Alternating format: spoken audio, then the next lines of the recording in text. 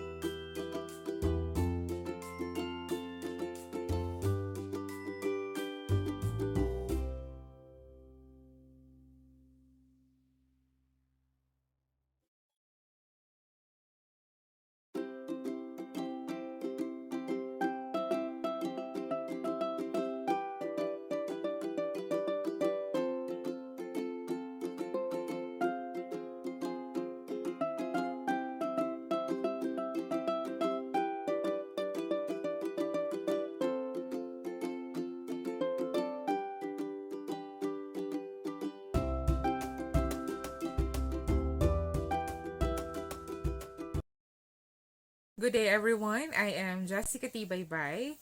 I am from Trece Martires City Senior High School, Trece Martires City, Cavite. The title of my study is Raising the Bar, a comparative analysis on the academic performance of STEM students using qualifying exams and distance learning modalities as basis for school policy institutionalization. For the rationale, we all know that STEM is an academic strand for students who have an aptitude in science, math, and engineering studies, and how they work totally in real life. In this academic strand, the students are exposed to the hard sciences like calculus, physics, chemistry, and even earth science.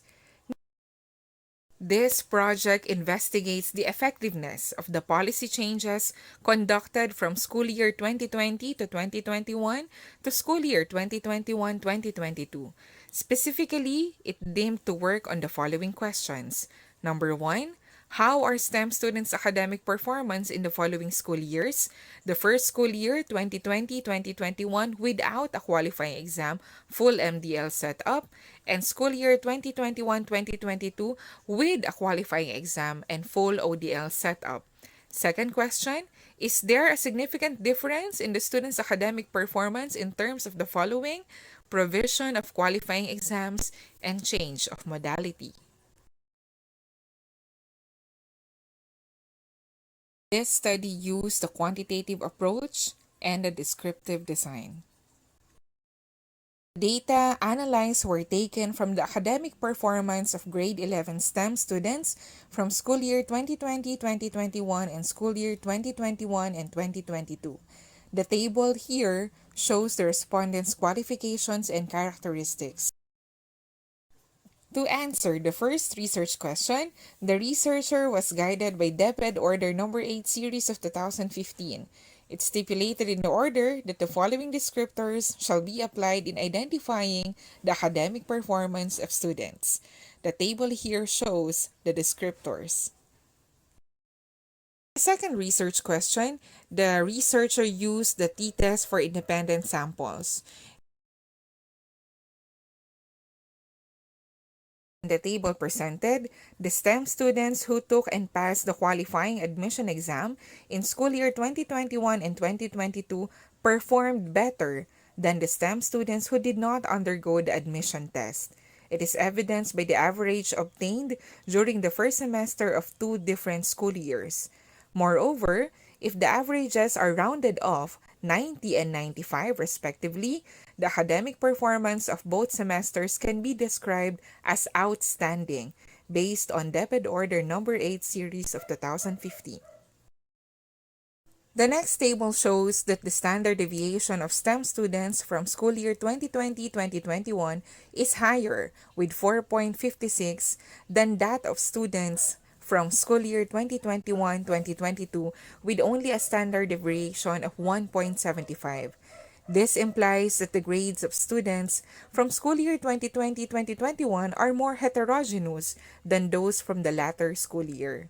This means that the grades of the latter are closer to their generated average than the former. It can also be observed from the same table that the value of 7.63 showed a significant difference in academic performance between the two groups in terms of the provisions of qualifying exams and the change or shift in modality.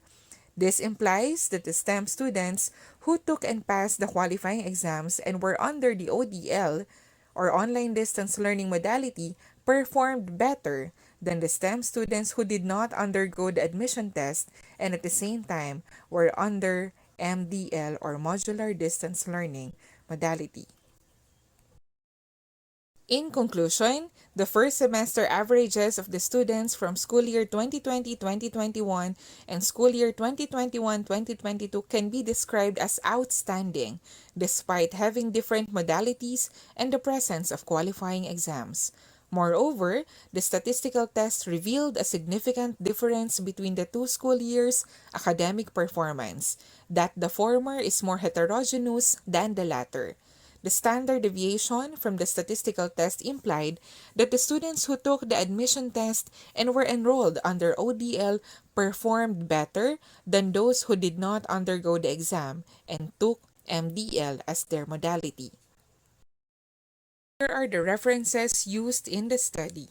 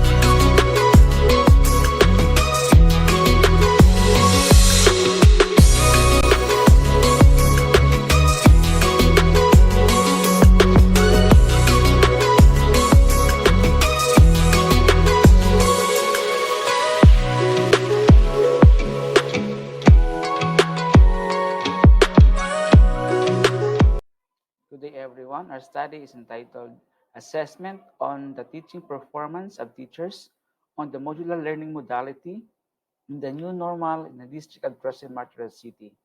Yours truly is Jofel S. Herca. With me are my co-authors, Amelita P. Piñalba, Saturnino A. Hernandez. Both of them are public school district supervisor. For introduction, people around the world believe that education is one of the ways to improve its human life. In fact, one of the great educators, Nelson Mandela, said, education is the most important weapon which can be used to change the world.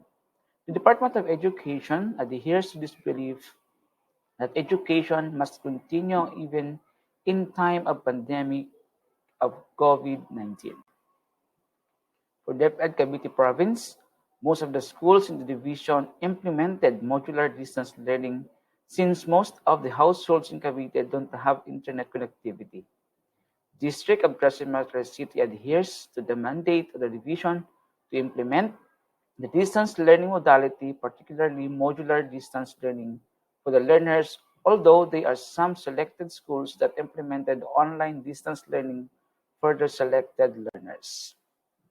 For the literature review, according to the study conducted by Abramova et al., they concluded in their study that their developed pedagogical model of integrative modular training has a positive impact on the professional training of students in accordance with the indicators of their professional skills formation. Another study conducted by Ambahon, he discovered that performance of the college students in literature in experimental group had improved from poor to excellent achievement, whereas the control group had relatively improved from poor to fair achievement. With that result, he recommended that the module be used in similar contexts, particularly in learning methodology and the data gathered in this study was interpreted by using descriptive analysis, by using frequency count, percentage, and rank. The researchers utilized survey questionnaire using Likert scale. Findings: based on the result of the study, it can be concluded that teachers need more training on the implementation of modular distance learning, specifically on the indicators that they have rated low.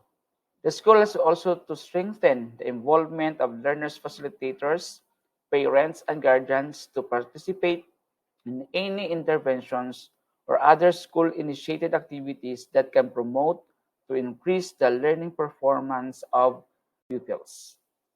For the recommendation, school heads have to invest in school facilities that can address the needs of the teachers and learners to establish better communication to relay immediate instructions and information to learners. Learning facilitators and guidance. Among the recommended school facilities are public internet connections, radio, and other communication devices, facilitating or send teachers to training on implementing distance learning. The following are the cited references of this study. That's all. Thank you. In behalf of my co-researchers, Amelita Piñalba and Dr. Saturnino Hernandez, I am Sir Jofel S. Horca, signing off. Thank you. Fruitful Research Day, everyone. I am Jonaling E. Perido from Mendez Central School, Mendez District, SDO Cavite Province. I am privileged to present my research study titled Parent-Teacher Guided Modular Instruction in Performing Series of Operations Applying MDAS, Multiplication, Division, Addition, and Subtraction Rules. Students are learning mathematics based on the application of rules, and one of these is the order of operation, which serve as cornerstone in understanding arithmetic. Order of operation is extremely a challenging topic. It is super confusing, and the pupils got low mastery in performing series of operations with an initial grade of 74 and below during the first quarter of the school year 2021-2022. Modular instruction guided by parents and teachers has been shown to be effective in optimizing learning in mathematics.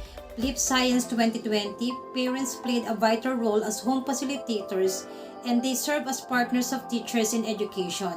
This was also supported by Vitangel and Sumawang 2021, parent as home innovators. Modular instruction was utilized in the form of self-learning module in print format. It was done every Friday and the allotted time was 30 minutes flexible time for them to read, analyze, and understand the learning tasks in the module with the help and guidance of their parents. Quantitative research design using purposive sampling was used. The target participants was 31% of the total population, which is 50 pupils from D. Rizal, E. Aguinaldo, and A. Bonifacio of Mendez Central School who got low mastery level in mathematics with an initial grade of 74 and below. Participants receive intervention using modular instruction focusing on the least mastered competency. The statistical tools used to analyze the data were the mean, SD, MPS to determine the performance level of the pupils in the pre-test and post-test, and the t-test of dependent means to determine the significant scores between one group or two sets of correlated scores. Can be manifested from the table that the class got 6.64 mean out of 20 items mathematics pre-assessment test, 2.23 SD, and 33.20 MPS, which means that the group belonged to the group or to the pupils with low average in terms of the least mastered competency. The table posited that the class got 18.66 mean, which shows a very high improvement from their pretest, 1.17 SD, and 93.30 MPS, which is closely approximating mastery. As seen in the diagram, there is a very high increase of 60.10 in the MPS. It can be inferred that parent-teacher guided modular instruction improved the mathematical skills of the pupils in performing series of operations applying MDAS rules. The pupils performed better, which is highly evident on the results of test scores. The test rejected the null hypothesis because the computed absolute value is greater than the tabulated value, which means that there is a significant difference in the scores of pre-test and post-test in performing series of operations applying MDAS rules to the performance levels of the pupils. The findings show that the scores of grade 4 D. Rizal, E. Aguinaldo, and A. Bonifacio improved a lot in their post-test compared to their pre-test scores. It can be inferred that parent-teacher guided modular instruction improved the performance level of the pupils, and it has been effective, has significant relationship and high implication on the learning of the pupils in relation with mathematics. It is highly recommended that we utilize parent-teacher guided modular instruction daily to improve the mathematical skills of the pupils in performing series of operations. We could also provide trainings or seminar for teachers on other mathematical interventions, and another comparative research study may also be conducted on the use of parent-teacher guided modular instruction in performing series of operations to find out how truly effective is the intervention. Here are the list of my references in my research study. Remember this valuable quote from Dorothy H. Cohen: "No school can work well for children if parents and teachers do not act in partnership on behalf of the children's best interests, because together we can make a difference." That's the end of my presentation. Again, this is Jonalyn E. Perido from SDO Cavite Province. Happy Research Day, everyone! Good day, everyone. I am Joselito M. Quintana, a teacher 3 from Tres Martires City Senior High School. Today, I am going to present to you my study titled Pandemic Proofing the Schools, Lived Experiences of School Heads in Implementing the Basic Education Learning Continuity Plan in the District of Tres Martires City. For my study's introduction and rationale, the Basic Education Learning Continuity Plan, or BELCP, has been operationalized by the Department of Education as a response to the COVID-19 global pandemic that threatened the basic rights of every Filipino learner to quality education. And even though the BELCP has just been recently implemented in the country, nevertheless, the department has already initiated efforts to assess its ongoing implementation so that inputs to continuously improve the said plan can be gathered from the ground. Thus, the current study was proposed to contribute to the ongoing reviews and research on the implementation of the BELCP. In this study, the lived experiences of the school heads in the district of Tres Martires City, particularly the challenges they face and opportunities they take to overcome such challenges, were underscored in the hopes to elicit support program from the higher offices as these school heads continue to implement the BELCP in their respective schools. For the research methodology, the researcher sought the permission of the public schools district supervisor to allow him to access the BELCPs of the schools in the district of Tres Martires City. The researcher particularly analyzed the school suggestions for policy recommendations section of the BLCP, which highlights the school heads' identified gaps or restrictions when it comes to the implementation of the plan, as well as the data or evidence supporting the identified gaps and restrictions. Meanwhile, the operationalization section of the BLCP was analyzed by the researcher to uncover the opportunities these school heads take advantage of to overcome such challenges.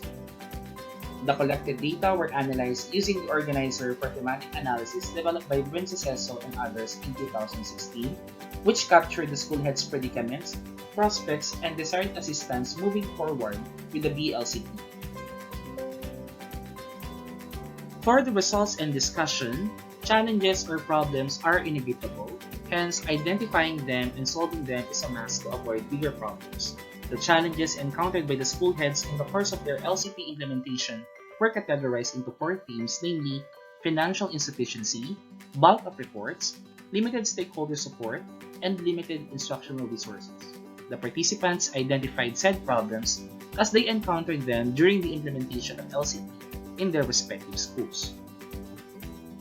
For the prospects utilized by the school heads to overcome challenges, the participants' reports were coded and classified according to themes.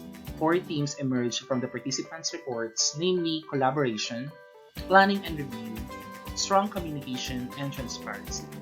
Indeed, collaboration with the school stakeholders, both external and internal, and maintaining strong and open communication with them could lead to better implementation of every school project or activity, such as the Learning Continuity Plan.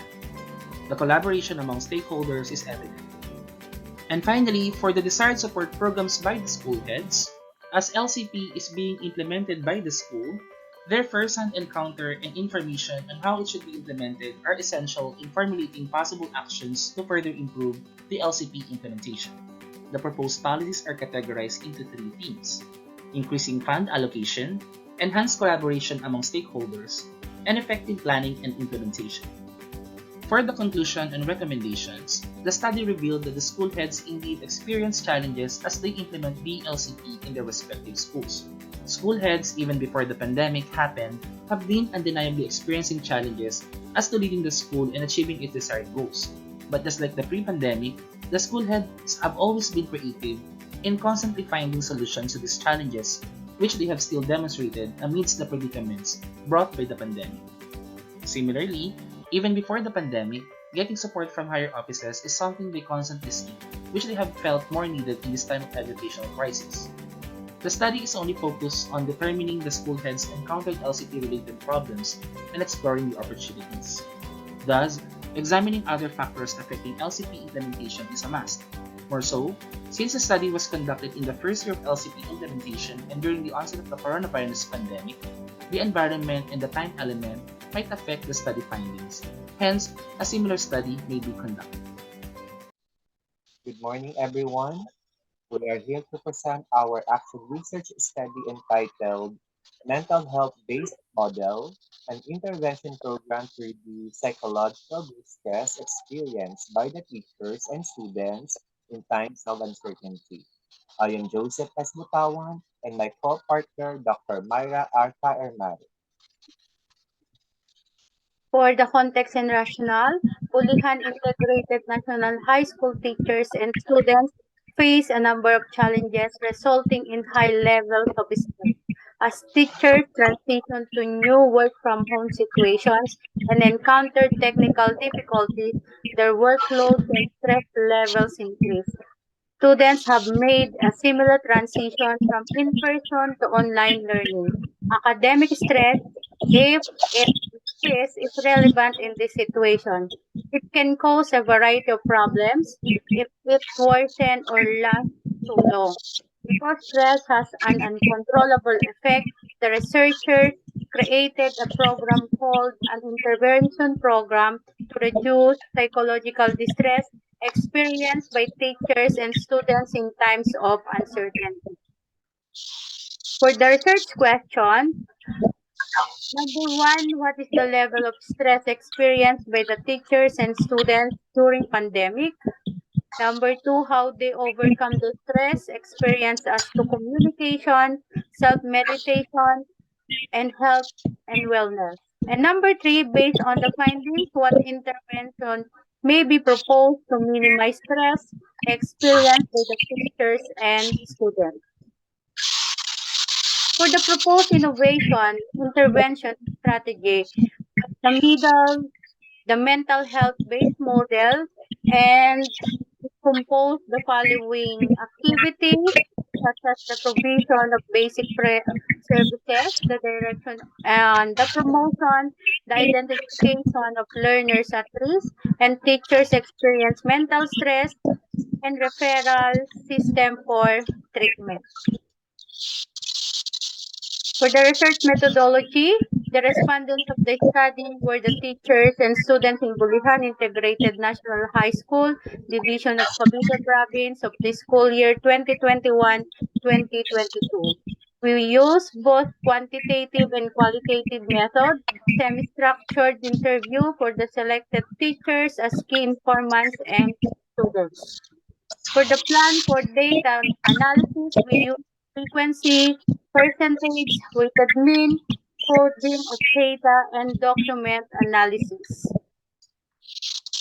For the discussion of results and reflection, for the level of stress experienced by the teachers and students during the pandemic, for teachers, work-related stress in its serious stress level, while the mental and psychological stress related is in the major stress level.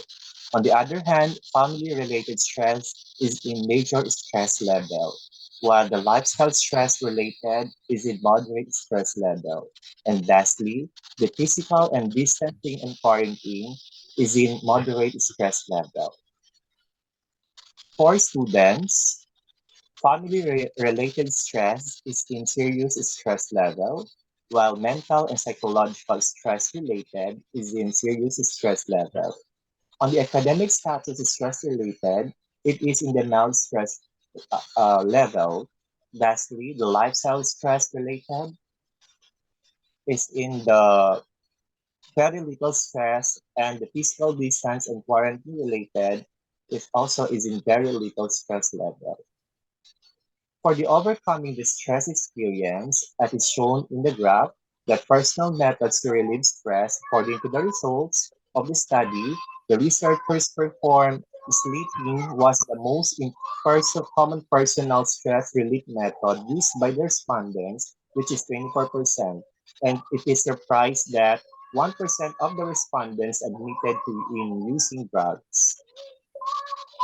For the number three, and its reflection that the proposed mental health based model will be implemented to minimize the stress experienced by the teachers and students. This intervention for psychological distress will cover the comprehensive mental health direction on the promotion, identification of learners at risk and teachers, provision of basic services, referral system for treatments, and contextualized school mental health model in the new normal setting. It is also connecting itself with the concept of mental health recovery by concentrating on people's abilities, assisting them in creating the confidence to begin the recovery journey, and assisting them in progressing toward mental health recovery. Good day, everyone! Our study was all about challenges and adaptive strategies towards assessment in light of BLCP implementation among secondary mathematics teachers in the district of Trece Martires City. This is Ms. Juby Torion Mula, the lead author, with my co-researcher, Ms. Cherry Grace B. Bayan. Introduction and rationale. A couple of years ago, the Basic Education Learning Continuity Plan was created by the Department of Education to address the basic education challenges caused by the COVID-19 pandemic.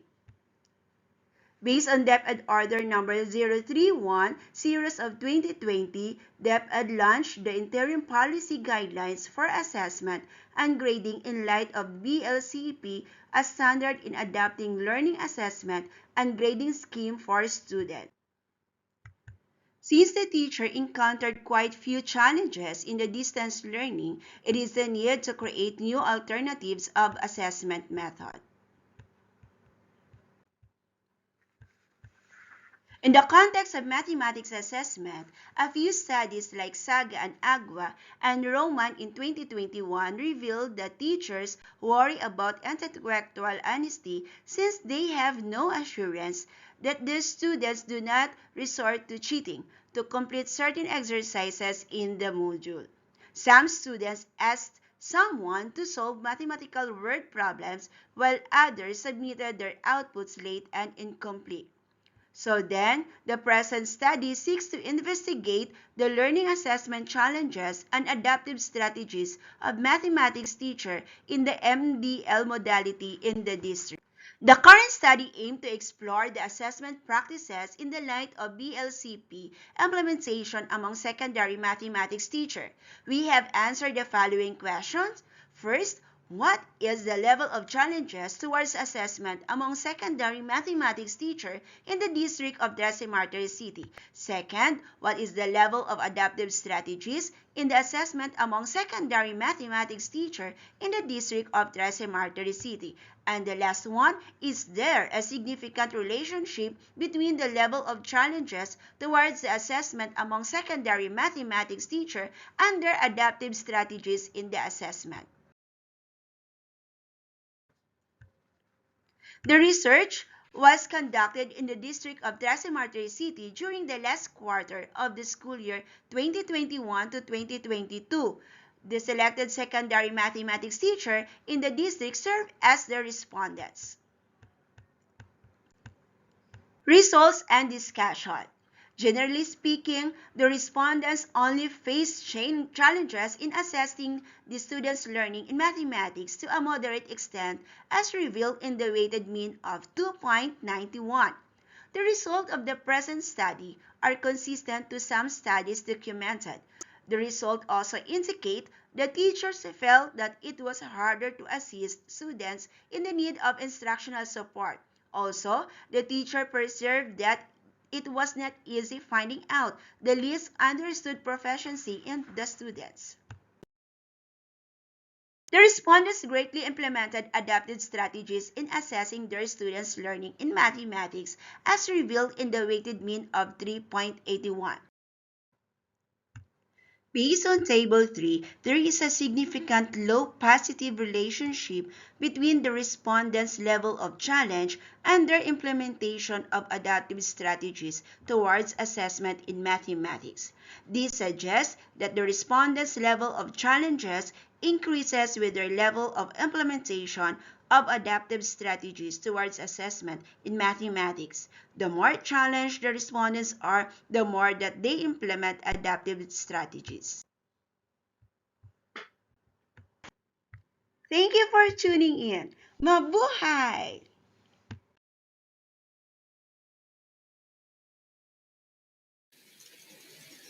Good day, everyone. I am Miss Juvie D. Delgado with my co-author, Ms. Rebecca Boco from Eugenio Cabezas National High School. We are going to present to you our research entitled Delving into the Mental Health of Eugenio Cabezas National High School Students During COVID-19 Pandemic. In March 11, 2020, the World Health Organization declared the novel coronavirus COVID-19 outbreak a global pandemic. The Philippines is one of the 228 countries affected by the disease.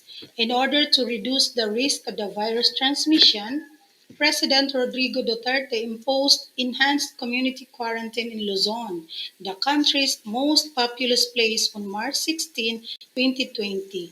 This lockdown manifested as curfews, checkpoints, travel restrictions, and suspension of businesses and school activities. However, as the virus is yet to be curbed, varying quarantine restrictions are implemented across the country. Furthermore, schools have shifted to online learning despite financial and psychological concerns. The most common mental health issues are depression, anxiety, and stress. Depression negatively affects how you feel, the way you think, and how you act.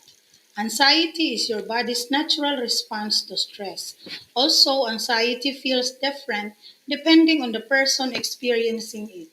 Stress can be defined as any type of change that causes physical, emotional, or psychological strain. Stress is also your body's response to anything that requires your attention or action. The study aimed to delve into the mental health of Eugenio Cabezas National High School students during COVID-19 pandemic. Specifically, it intended to answer the following questions. What effects did the COVID-19 pandemic do to the mental health of the students in terms of depression, anxiety, stress? What is the depression level of students in the time of COVID-19 pandemic? What is the anxiety level of students in the time of COVID-19 pandemic? And what is the stress level of students in the time of COVID-19 pandemic? Since the start of COVID-19 pandemic, the psychological and emotional impact is evident. Its emergence spread a lot of concern for people, leading to increased levels of anxiety crisis has also made an impact on the context of Philippines. The research was conducted in Trece Martires City in the province of Cavite. The data was gathered in Eugenio Cabezas National High School. There are 50 students respondents from Eugenio Cabezas National High Schools. The researchers used purposive and convenient sampling method in selecting the respondents for this research. The data was collected using survey questionnaire to identify the effects of COVID-19 pandemic to the mental health of the students in terms of depression, anxiety, and stress. The results from the survey that was conducted to Eugenio Cabezas National High School showed the effects of the COVID-19 to the mental health of the students. There are 7 indicators in each DAS, depression, anxiety, stress scale.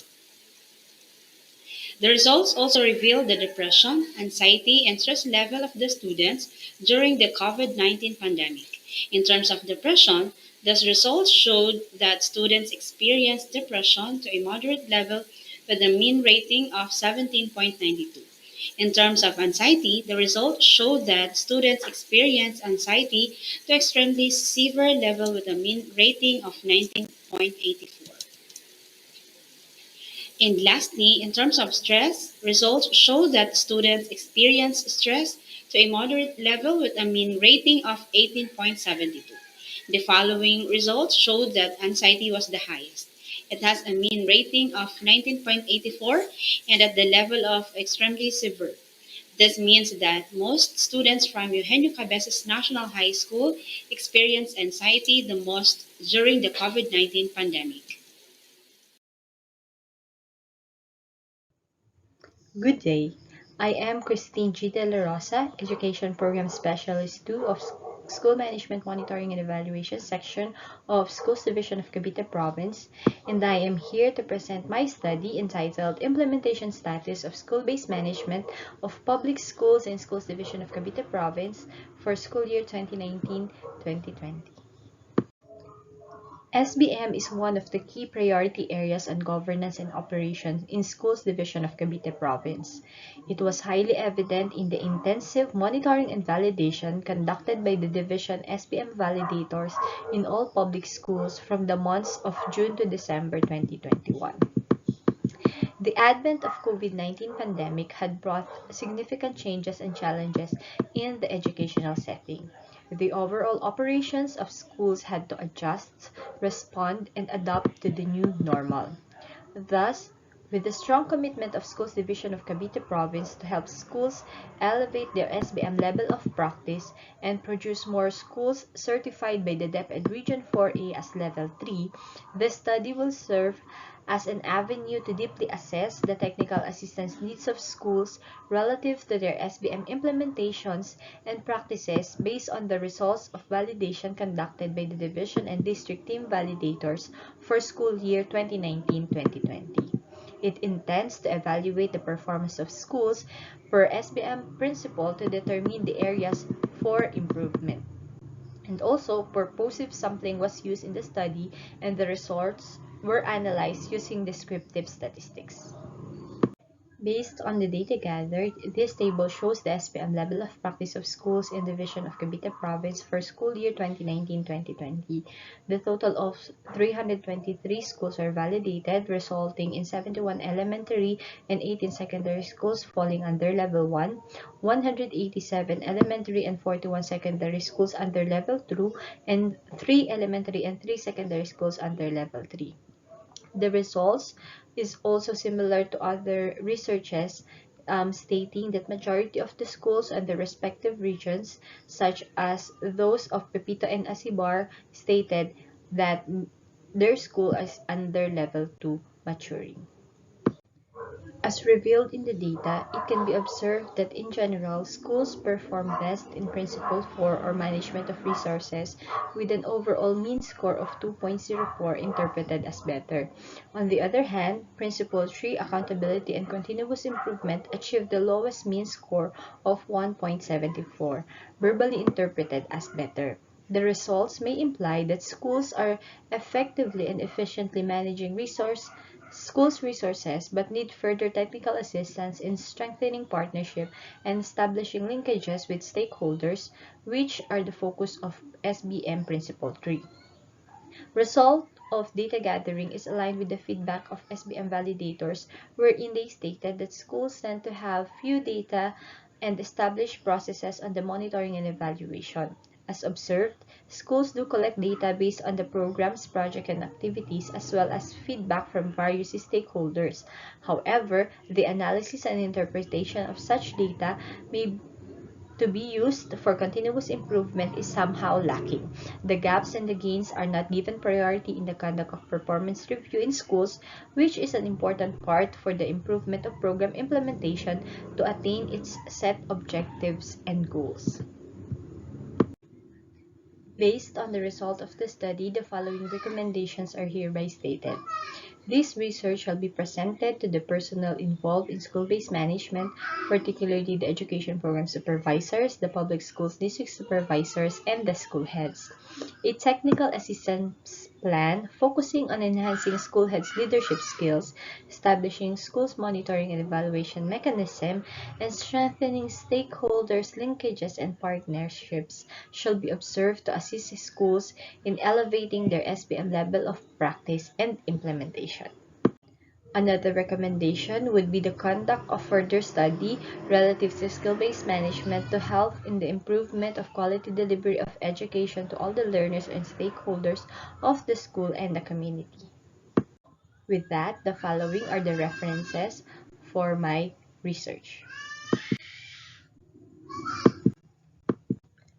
Again, on behalf of the School Management Monitoring and Evaluation Section of Schools Division of Cavite Province, thank you and have a blessed day. Good morning, everyone. We are beyond delighted to present to you our research study entitled Exploring the Challenges Faced by Teachers in Teaching Reading to Non-Reader Pupils, Basis for the Development of an Enhanced School Reading Intervention Program in Rosario Elementary School. I'm Miss Cristin Maydi Valentin, and with me is my co-author, Miss Kathleen M. Casipit, both Master Teacher 1 from Rosario District Division of Cavite Province. Learning to read is an important educational goal. The ability to read opens up new worlds and opportunities. It enables us to gain new knowledge, enjoy literature, and do everyday things that are part and parcel of modern life. This is actually an essential skill that unfortunately not all children in the world would learn sufficiently. In 2019, UNESCO reported that millions of youth and adults still cannot read and write globally. Similarly, a high school in Quezon City went viral for forming a special section for non-readers. Unfortunately, this problem was not just limited to that school. The same issue haunts teachers who could do nothing but accept these students in the study conducted by PIDS in 2019. So, despite the concerted efforts made to improve the reading skills of these pupils, the number of non-readers and frustrated readers is still growing. In the recently conducted Phil-Erie Reading Pre-Assessment in Rosario Elementary School, results revealed that there were 249 non-reader pupils and 481 pupils in the frustration level. Hence, this study was conducted. Research questions. What are the professional and personal challenges faced by teachers in teaching reading to non-reader pupils at Rosario Elementary School? Which intervention programs may be implemented to cope with the challenges faced by teachers in the teaching of reading skills in the classroom? For the key literature, the researchers use the following related studies to determine the gap in the extant literature where the present study intends to fill in. For our research methodology, the study employed a qualitative method of research. Purposive sampling technique was used in selecting the participants in the study. 6 reading teachers from Rosario Elementary School served as research samples. The main method for gathering data was in-depth interview. The qualitative data gathered were transcribed, read repeatedly, and subjected to thematic data analysis. Transcribed data were coded, and the superordinate teams were extracted from the coded data. Findings. 8 distinct teams were formed to describe the challenges faced by teachers in teaching reading as revealed from the thematic data analysis. These teams were categorized as professional and personal challenges.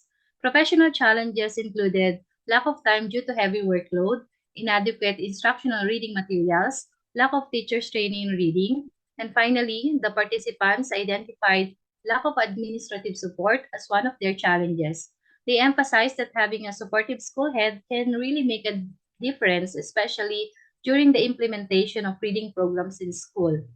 On the other hand, the personal challenges of teachers included pupils' lack of interest, lack of parental involvement and cooperation, lack of teachers' enthusiasm and motivation, and lastly, parents' misconception about their children's learning. One of the participants claimed that parents become too dependent on teachers and they think that teachers should be the one teaching their children how to read without even realizing their own role. So the challenges revealed in this study are clear manifestations of why despite teachers' efforts, concerns, and dedication in teaching and the establishment of numerous reading programs, there are still pupils who are retarded in reading. And this study may be considered as a preliminary effort to understanding the current situation of reading teachers. The finding shows that teachers really face a number of challenges in teaching reading, and these challenges must be addressed not only because struggling readers are to be helped, but also because the teachers have a pivotal role in helping these children become readers. So, to address these challenges, the following areas must be taken into consideration. Minimize the unreasonable workloads given to teachers, provide them with more intensive and innovative training in teaching reading. Sufficient and appropriate reading materials must also be provided. Encourage parents' full support and cooperation. And the school head should also provide the needed support and assistance to teachers related to the reading programs and other interventions. So here are some of our references. So let me end this presentation by this quotation saying that handling non-readers in order to read and understand better in the lesson is an arduous act. Yet, once done with effectiveness and passion, will yield a great amount of learning success. Thank you very much. Good day everyone! Let me present a research with the title Impact of the New Normal Educational System on Work Engagements and Satisfaction of Teachers in Silang District. I am Gerald Jane M. Ladra. Together with me are my co-authors Leia G. Moneva and Alex S. Lescano from Bulihan Integrated National High School, District of Silang, Division of Cavite. COVID-19 pandemic sets about what has become the new normal. All stakeholders are bound to accept the fact that what's significant is not the completion of the written curriculum, recognition of the learner's varied needs, and the discovery of potentials to meet those needs through various resources. The teacher's primary task now is to guide students to seek those possibilities. The teacher's roles have abruptly changed in today's learning from home approach, as well as the students and parents. Thus, the researcher wants to find out the impact of the new normal educational system on teachers' work engagement and satisfaction, and eventually propose an action plan to address those challenges based on the findings. According to Baker et al. 2008, work engagement is characterized by vigor, dedication, and absorption. It represents a positive and psychologically fulfilling state of mind. Moreover, Blomek, Huang, Shi, and Wang 2017, Klassen in June 2011, stated that contented teachers demonstrate stronger job commitment and are less prone to leave the profession. And Kennedy and Molvo 2012 presented that teachers' work engagement and satisfaction has impact in terms of low performance and low productivity. To hold employee happy and engaged, organization used HR practices and SHRM customized services with higher satisfaction and higher engagement. The respondents of the study are 229 teachers at public secondary school in Silang District, Division of Cavite, school year 2021-2022. The researcher utilized stratified random sampling at 5% error of tolerance. The sample size was determined with the use of Slovin's formula. Based on the result of the study, the age of teachers in Silang District ranges from 21 to 60. There are 76 male teachers and 53 female teachers. In terms of teaching experience, there are 55 teachers served for 31 years and above. 13 teachers served for 26 to 30 years. 20 teachers served for 21 to 25 years. 19 teachers served for 11 to 15 years. 24 teachers served for 6 to 10 years.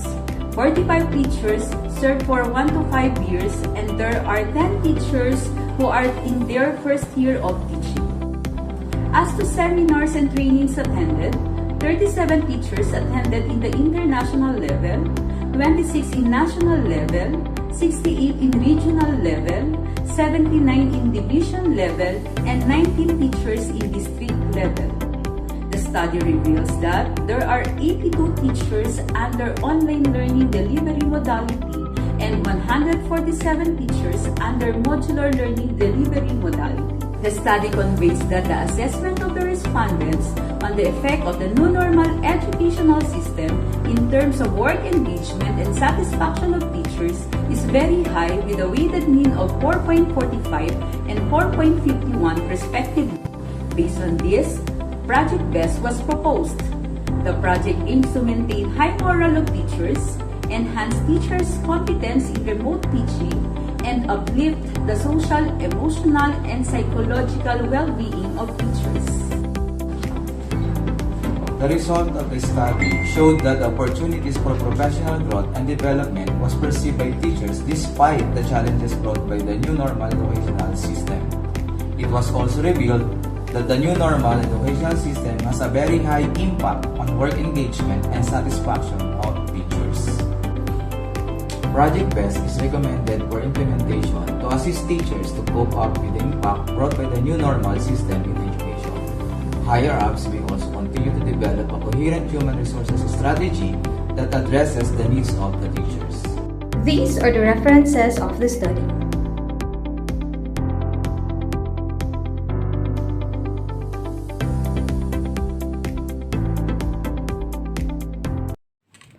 Good day to all. The title of my research is Exploring the Use of Intervention Strategies in Junior High School Science Classes. I'm Lloyd De Arce, the proponent of this research.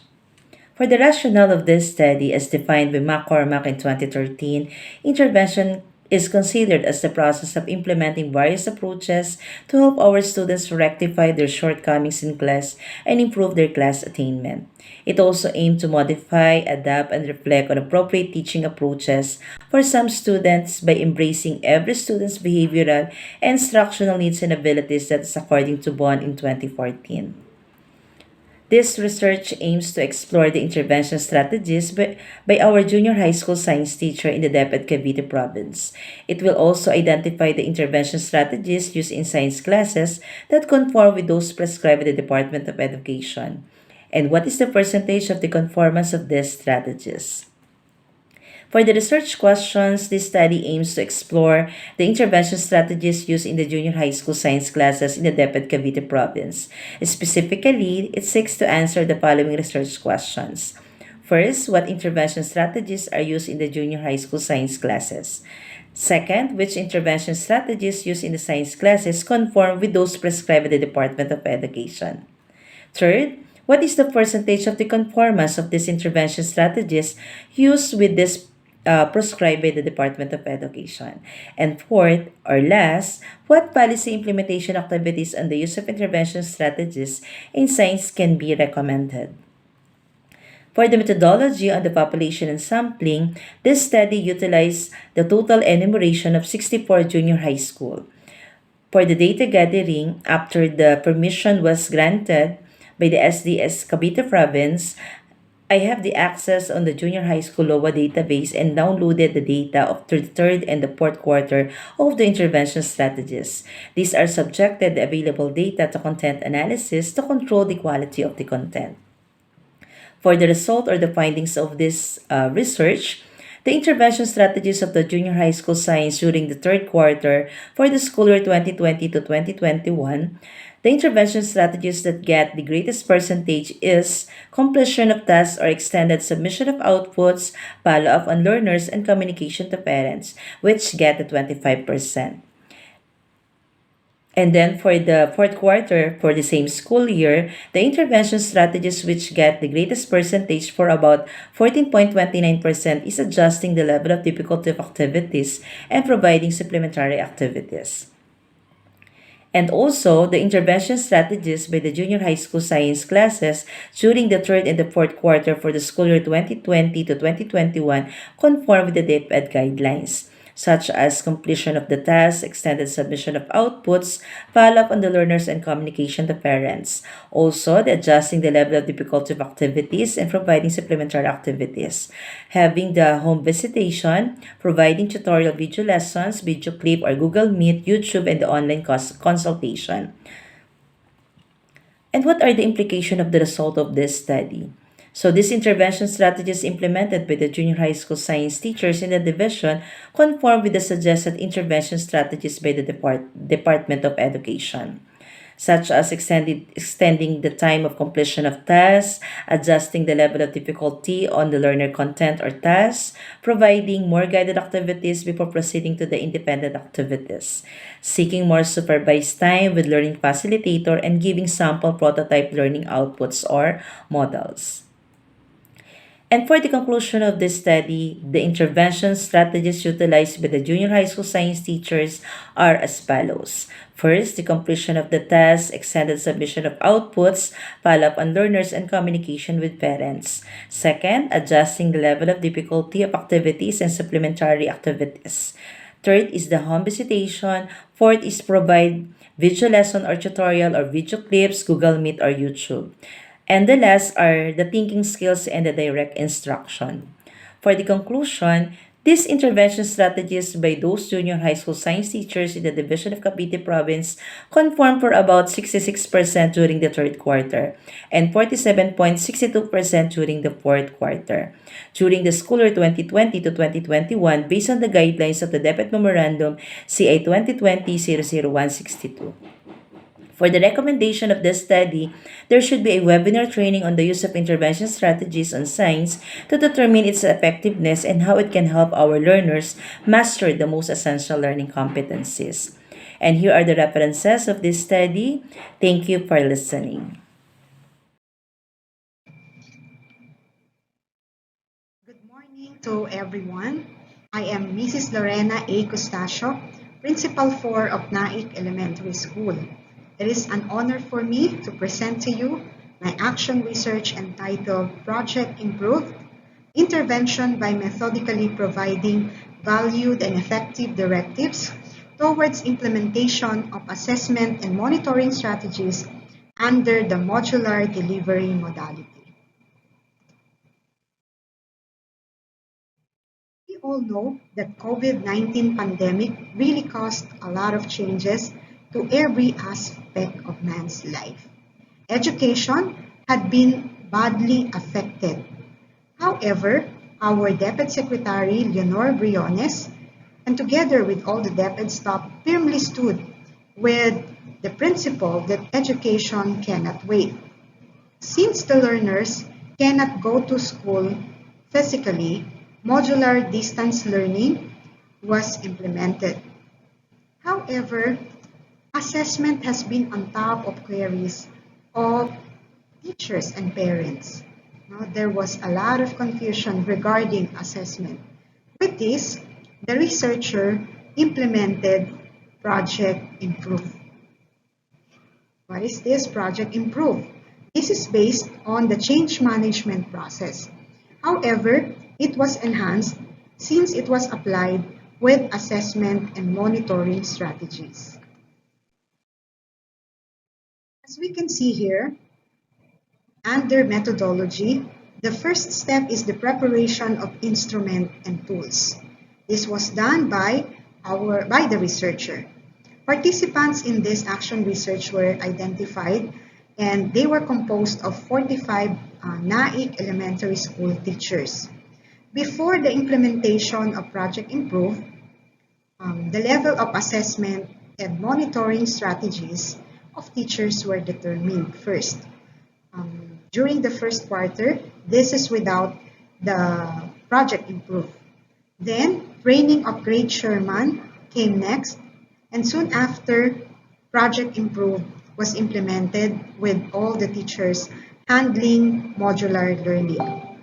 After that, the level of implementation of assessment and monitoring strategies were again determined, this time with the implementation of Project Improve. This was during the second quarter. It was followed by collection of data and analysis and interpretation of data using median and t-test. Conclusions, reflections, and recommendations were drawn, and here I am now presenting the findings of the research. As you can see here with Table 1, this shows the summary of the results of pre and post implementation of the Project Improve. The table above presents the overall median of the assessment and monitoring procedures or strategies implemented by teachers during the first and second quarter. It can be noted that during the first quarter, the teachers got an overall median of 3.26. This was verbally interpreted as moderate extent, while during the second quarter, the overall median was 4.74. This is verbally interpreted as great extent also. With a critical value of 1.66, the null hypothesis was rejected. Therefore, a significant difference existed between the teacher's implementation of assessment and monitoring procedures concerning the two quarters. With these findings, it can be inferred that Project Improve is effective. For the implication, it can be concluded that Project Improve can be utilized in other areas of school performance enhancement since the program is anchored on change management process. Furthermore, it can be inferred that higher level of assistance, guidance, and appreciation are highly contributory to the program's success. With the references, I have it here, and this ends my presentation. Thank you very much, and good morning.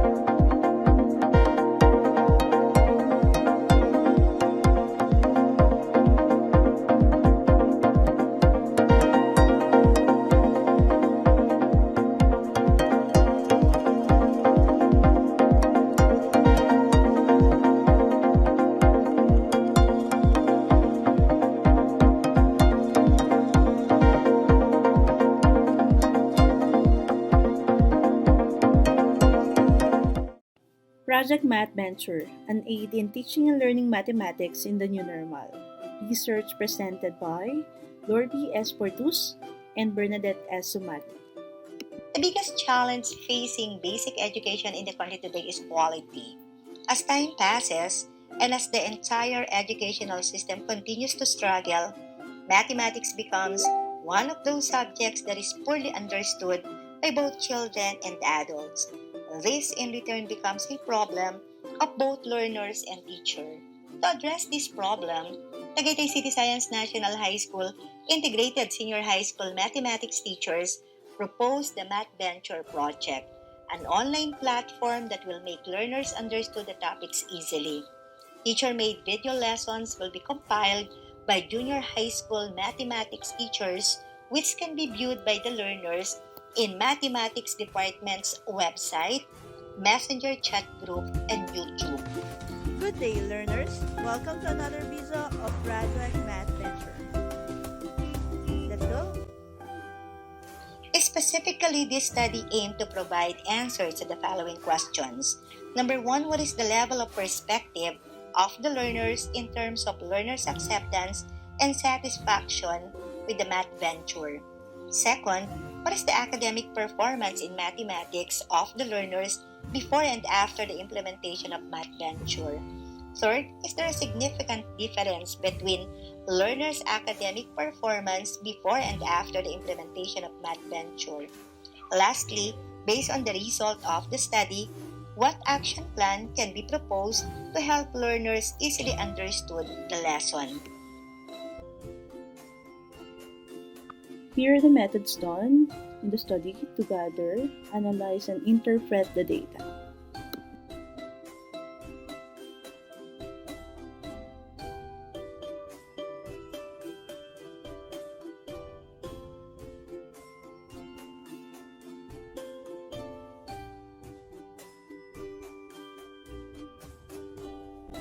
Result of our study table shows that Math Venture were positively and highly accepted by the learners. They also shows a high satisfaction with the use of Math Venture in learning mathematics. Also observed that the distribution of learners according to their academic performance changed after the implementation of Math Venture. So there was a great increase in the number of learners with outstanding and very satisfactory performance in mathematics. Finding revealed that performance of learners under online modality increased by 2.91 or 3.42% after the implementation of Math Venture. Same with the performance of the learners under modular modality, it increased by 3.14 or 3.69%. So the overall mean grade revealed that the performance increased by 3.55% after the implementation of Math Venture. So this proves that this Math Venture was effective in improving performance in mathematics, both in online and modular modality. The summary, Math Venture was highly accepted by the learners. They also showed high satisfaction using video lessons.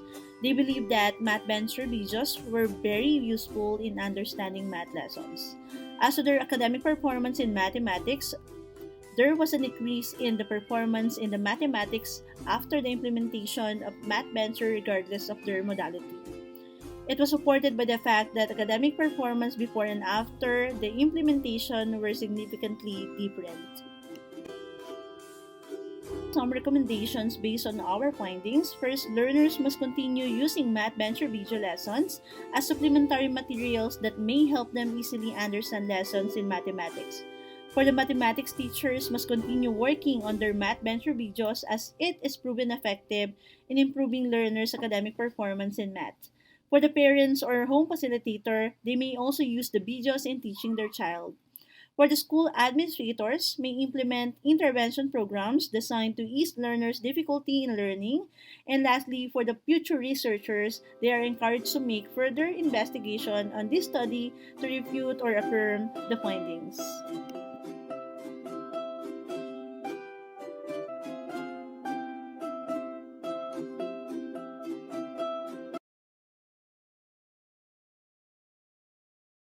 Through the the collaborative effort of my co-author, we present to you our research study titled Profiles, Challenges, and Interventions of SPED Program in Distance Education, Basis for Coaching and Mentoring Mechanism in the Division of Cavite.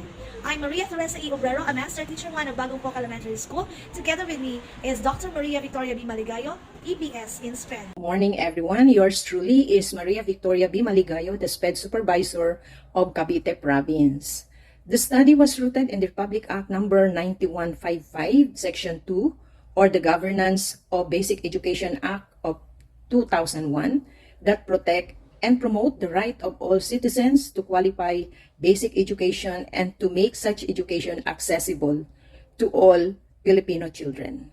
This support the implementation of education or inclusive education in the Philippines, along with the mandates of the Constitution, Presidential Decree number 603, and the Magna Carta for persons with disability that state must uphold the right of all citizens to quality education regardless of their circumstances. However, COVID-19 pandemic resulted in the unprecedented actions in the area of education. Claybrot et al. 2020. In response to this, the Department of Education Basic Education Learning Continuity Plan was crafted to address the challenges in the basic education in time of pandemic. In lieu with this, it is significant to do the profiling of the SPED teachers to determine the challenges and interventions provided by the schools with SPED program in the Division of Cavite to address the learning gaps in distance education in times of pandemic. For the research questions, this study sought to answer the following questions based on the profiles, challenges, and intervention with SPED program provided by the school in the Division of Cavite. For research question number 1 is what is the profile of the school with SPED program in the Division of Cavite in terms of key stages, learning modality, size of school, number of SPED teachers, number of learners with disability, number of disabilities per school, and type of disabilities per school. It sought to answer also the emerging challenges encountered by the school and the interventions used by the school to address the challenges being encountered. After that, what are the coaching and mentoring mechanism may be proposed to the school heads and education supervisors in addressing the challenges encountered. Now, for the research methodology, the methods used is a mixed method, which is quantitative and qualitative. It also sought to evaluate the learning community plan in the schools offering special education program. For the sampling is a total enumeration, a total of 22 schools offering SPED program in the Division of Cavite. For the data collection, the researchers gather actually from the database available in the Division of official online sources.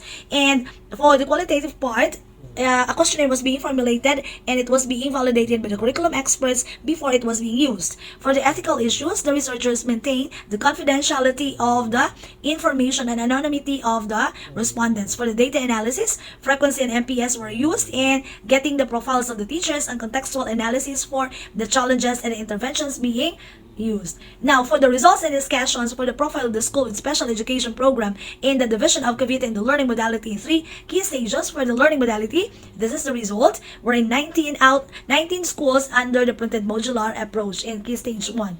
A second is under the size of the school, 16 schools under or categorized as large schools. For under also the number of SPED teachers, as you can see, the male and the female respondents of this study. Now, also under the type of disabilities per school, we have ASD, VI, HILD, ID, ADHD, speech delay, and ortho, a total of 1,299 disabilities.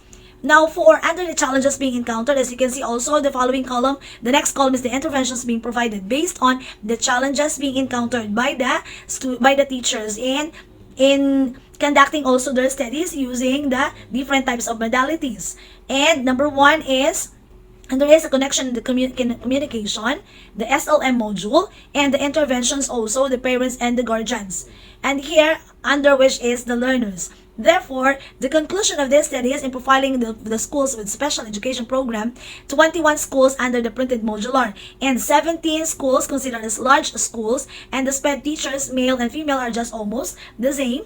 For the special education program with disabilities, ID got the highest number, which is 555 learners, And for the challenges encountered, it was being categorized also, under which the communication or connection, the module of self-learning materials, parents and the learners with corresponding intervention provided. And also, they encounter challenges in the internet connections.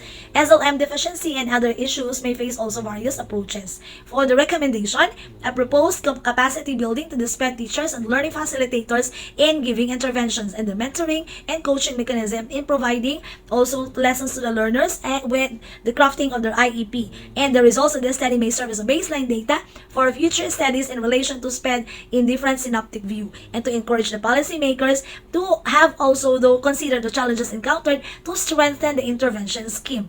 And because of that, here is our references. Parenting style, its impact on the mathematics achievement of the grade 11 students in the new normal at Denza National Trade School for the school year 2020 to 2021. Proponents, Mrs. Desheen and Mrs. Oropola. Due to pandemic faced by people nowadays, K-12 curriculum undergo new normal education through online or modular distance learning. The researchers want to examine and compare how students and parents perceive different parenting styles. If these parenting styles during this kind of pandemic affect the student's academic achievement. Lastly, if there is a relationship between parenting styles and students' mathematics achievement. Key literature. As cited from the study of Tanglin and Descat, 2019, parental involvement was correlated with a performance orientation. Distance education has its share of challenges, but students can succeed with the right tools and is only as effective as the student is. As cited from tutorDoctor.com. This study sought to answer the following questions. 1. What is the student's mathematics achievement in general mathematics? 2. What are the common parenting styles used by parents to the students? 3. What are the common parenting styles identified by the parents themselves? 4. Are there significant differences in the parenting style used by the parents perceived by the students and the parents themselves? 5. Are there significant differences in participants' mathematics achievement among the identified parenting styles? 6. Is there a significant relationship in the participants' mathematics achievement and the common parenting styles? 7. What proposed strategies, interventions can be implemented or suggested? Research methodology. This study employed quantitative methods. Inferential statistics was used. Complete enumeration for the online modality in STEM strand was selected as the respondents. The researcher used SPSS version 23.0 to analyze data. Results. 60% of the students were on outstanding level. 84% indicating authoritative was the most common parenting style used by the parents themselves. 72% indicating authoritative was the most common parenting style experienced by the students. No significant difference was observed between parenting styles perceived by parents and students. Only authoritarian parenting style has a significant difference between students' mathematics achievement. No significant relationship was observed between parenting styles and students' mathematics achievement. Developmental plan. Researchers will conduct seminar, workshop for parents, will print parenting style booklet to be distributed to parents, and conduct family day. Recommendation. Parents must adopt authoritative parenting style. There should be a DIPT program that will train teachers for good academic performance for all. There should have a continuous communication with the teachers and parents. Another research is recommended, but other variables could be used to test if these could be the other factors that may affect the student's academic achievement. That's all. Thank you. Good day, everyone. It's a privilege to present to you our research study entitled Project SCAFTEC, an intervention in improving pupils' writing skills in New Normal. I am Marilu T. Bidalion, Master Teacher 2 of Uyam Elementary School, with my co-researchers, Ma'am Gina C. Padua and Ma'am Katrina M. Ronan. For the context and rationale, this action research focused on 38 out of 38 grade 6 pupils of Uyam Elementary School for school year 2021-2022 who failed to write composition writing on a weekly basis. Total enumeration was used in choosing the respondents. This study investigated if the intervention using scaffolding techniques in this new normal approach would help the pupils develop and improve their writing skills. The educator's aim is to make the students an independent learner and problem solver. Hartman 2002. This study would consider the efficacy of scaffolding technique in teaching writing. For the research question number 1, what is the current writing level of grade 6 pupils? Research question number 2, What is the writing level of grade 6 pupils after using the intervention, the scaffolding technique? 3. Is there a significant difference between the initial writing and final writing level of grade 6 pupils after the intervention? For the data gathering methods, first, ask permission from school head and parents of pupil respondents. Second, administer pre-test to the respondents online and offline. Third, sorted and collected the data. Fourth, computed and analyzed data. Fifth, administered a 5-month scaffolding techniques as intervention through IMSCI model or inquiry, modeling, shared writing, collaborative writing, and independent writing. 6. Administered a post-test or final writing to respondents. Then repeat steps 3 and 4. For the findings, the result shows that the mean before the intervention was applied is 1.66 with a standard deviation of 0.58. That is the current writing level of grade 6 pupils. The mean after the application of the intervention is 2.82 with a standard deviation of 0.69. It is observed that there was an increase in the mean after the intervention was applied and that the said intervention had positive effect on the writing skills of the grade 6 pupils. It is also noticed that the standard deviation was slightly increased from 0.58 to 0.69, which means that after the intervention was applied, the average distance of each score is slightly farther from its mean. Table 3 shows the comparison of the pre-test and post-test scores on writing level of grade 6 pupils. The results show that the computed p-value is negative 19.32, is less than t-tabulated, negative 2.02. Therefore, null hypothesis is rejected and concluded that the difference in the means of pre-test and post-test are highly significant. This shows that the means after applying the intervention to the pupils increased the writing level, which indicates the effectiveness of intervention applied to the pupils. For the implications, scaffolding techniques develop and improve pupils' writing skills in new normal, allows the teacher and home facilitators to help pupils transition from assisted tasks to independent performances. It is a step-by-step process that provides the learner with sufficient guidance until the process is learned, and then gradually removes the support in order to transfer the responsibility for completing the task to the pupils. For scaffolding to be successful, the foundation or organized procedures must first be developed. The teachers must provide the pupils with optimal amount of support necessary to complete the task and completing the activity independently. For the recommendations, scaffolding techniques is also recommended to pupils of primary and intermediate level, not only for grade 6. Further studies is recommended for development of scaffolding strategies aside from IMSCI models, descriptive, and outlining for primary level, since it is an effective measure to develop the writing skills in new normal. Buenos días con todo estado. It is my honor to present in this conference our research entitled Implementation of Reading Intervention Program and Experiences of Reading Teachers in the Secondary Schools of Ternate District. I am Arnel Zapanta, Public School District Supervisor, along with my co-authors Carlin Gawi and Marinela Espinosa from Ternate District, SDO Cavite Province. Learning poverty has been exacerbated by 2 years of COVID-19, related school closures, which have been deepened education inequality. According to the World Bank, learning poverty in the Philippines in 2019, or before the pandemic happened, was at 69.5%. It pushed a new high of 90% in 2021. With a goal to bridge literacy gaps among learners, the Department of Education intensifies its campaign on reading proficiency by unveiling the program Hamon, Bawat Bata Bumabasa, a previous initiative. Recognizing the need to accelerate education recovery, Ternate District strongly supports the conduct of reading intervention program grounded on the needs of the learners to acquire reading and comprehension skills.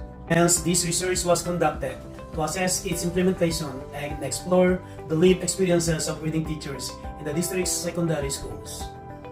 This study is anchored on DepEd Memorandum Number 173, Series 2019, or the Hamon Bawat Bata Bumabasa. This study utilized a total enumeration method wherein 8 reading teachers from the secondary schools of Ternate District voluntarily participated.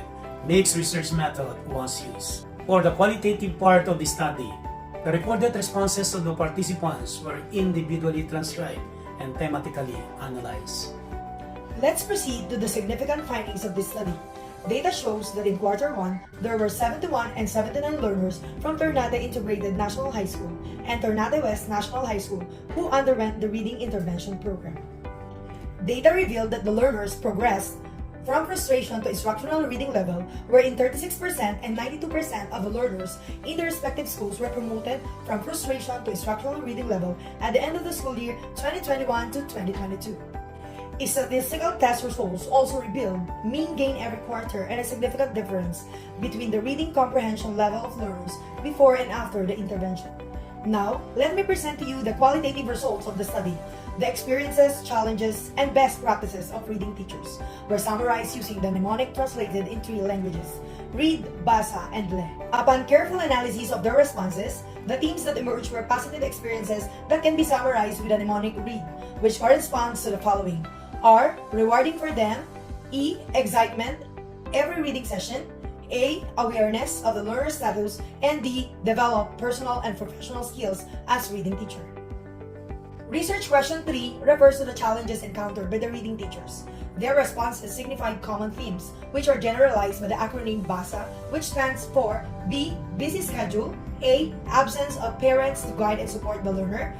S. Slackness and lack of motivation. And A. Ability of learner is poor. Research question 4 refers to the best practices of the secondary schools in the implementation of reading program.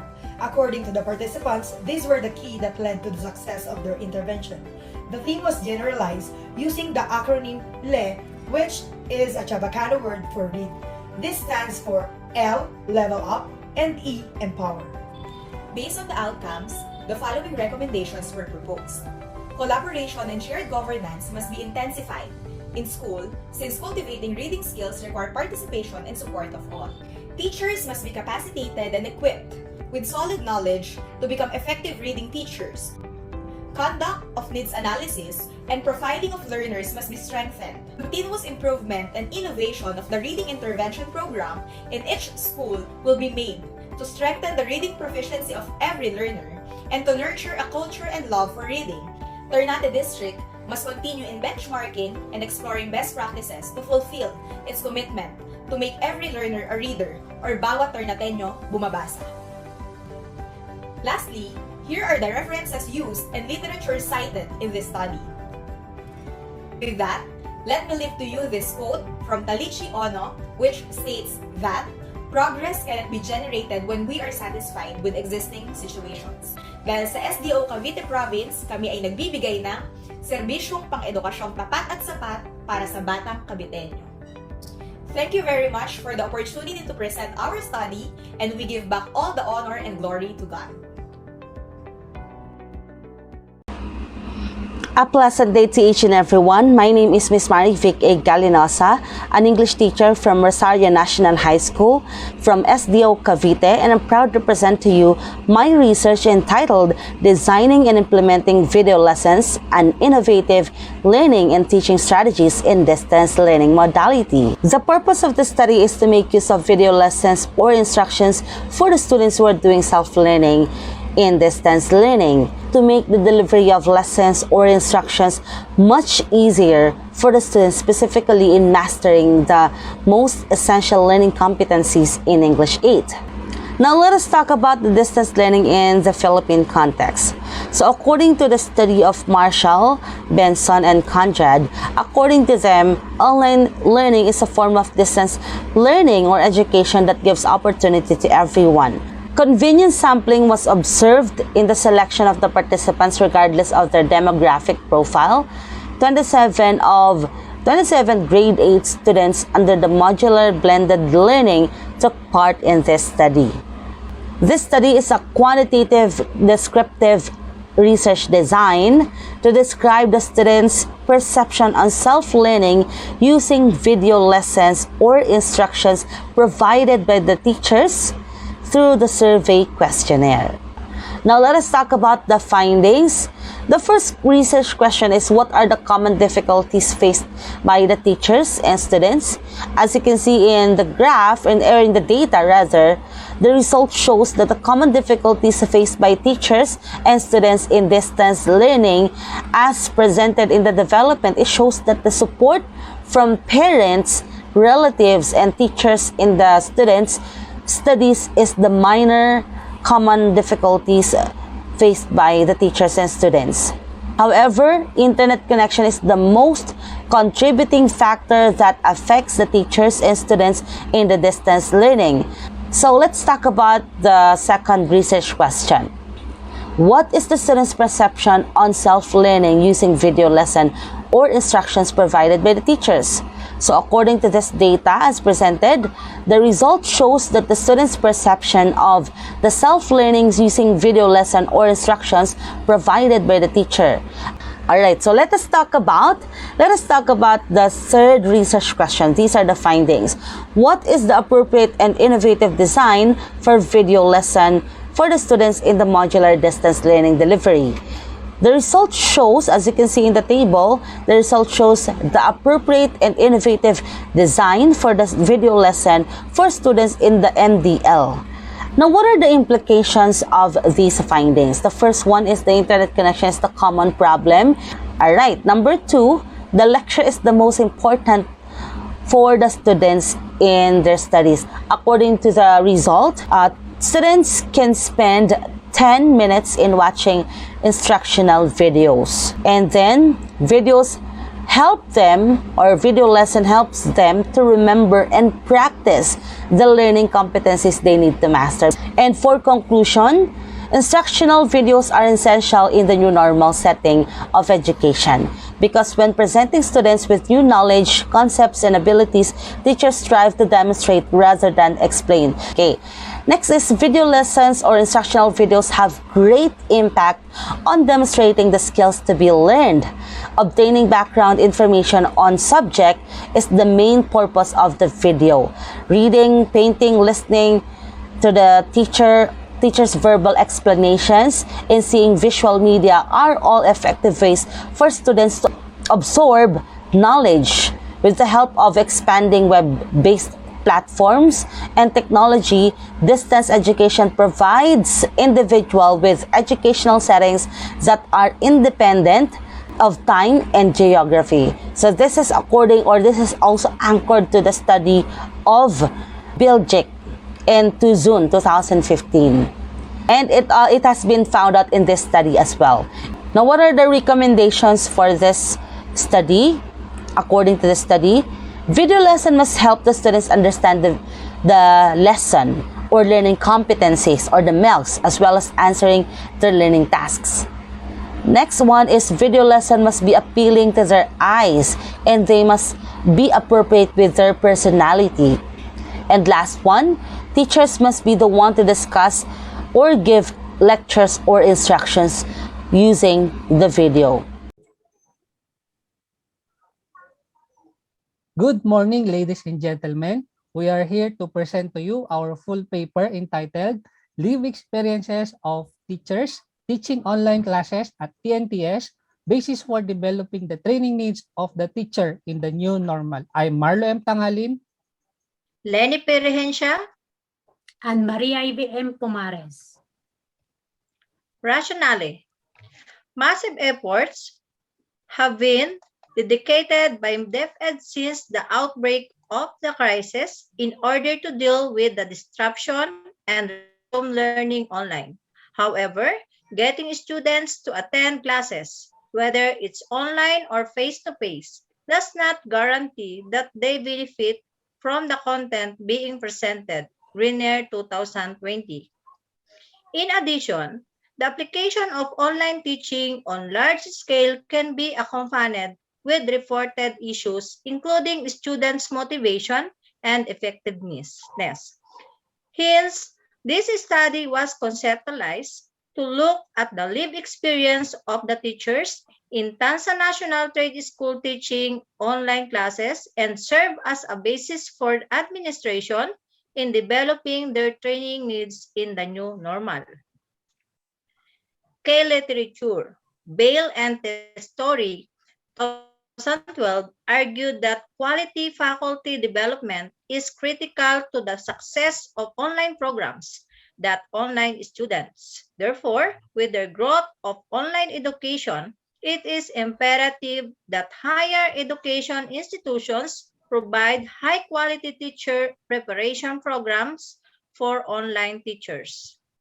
Richardson and Alsop 2015 investigated the professional identity construction of 7 new online teachers from the US.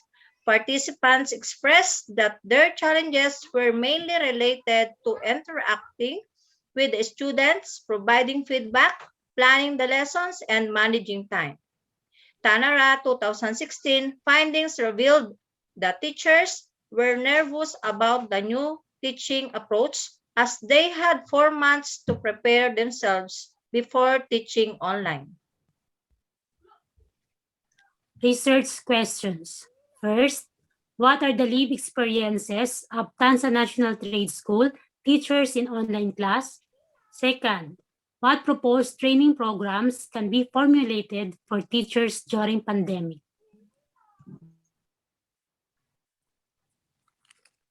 Methodology. We use purposive sampling wherein the instrument we use is a questionnaire made by the researcher and validated by research experts. For the respondents, we choose teachers with 1 year experience in Tansa National Trade School. However, we use also the thematic for the data analysis. Findings. Most of participants experience poor internet connection, difficulty in engaging students in the discussions.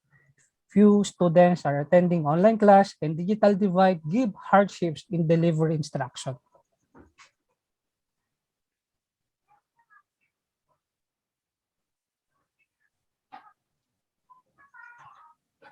The challenges experienced are communicating with their students, restricted learning due to gadgets, issue, familiarity to learning platforms, software issues, gadget malfunction, student alibi like no mic, no camera, and limited engagement student during online class.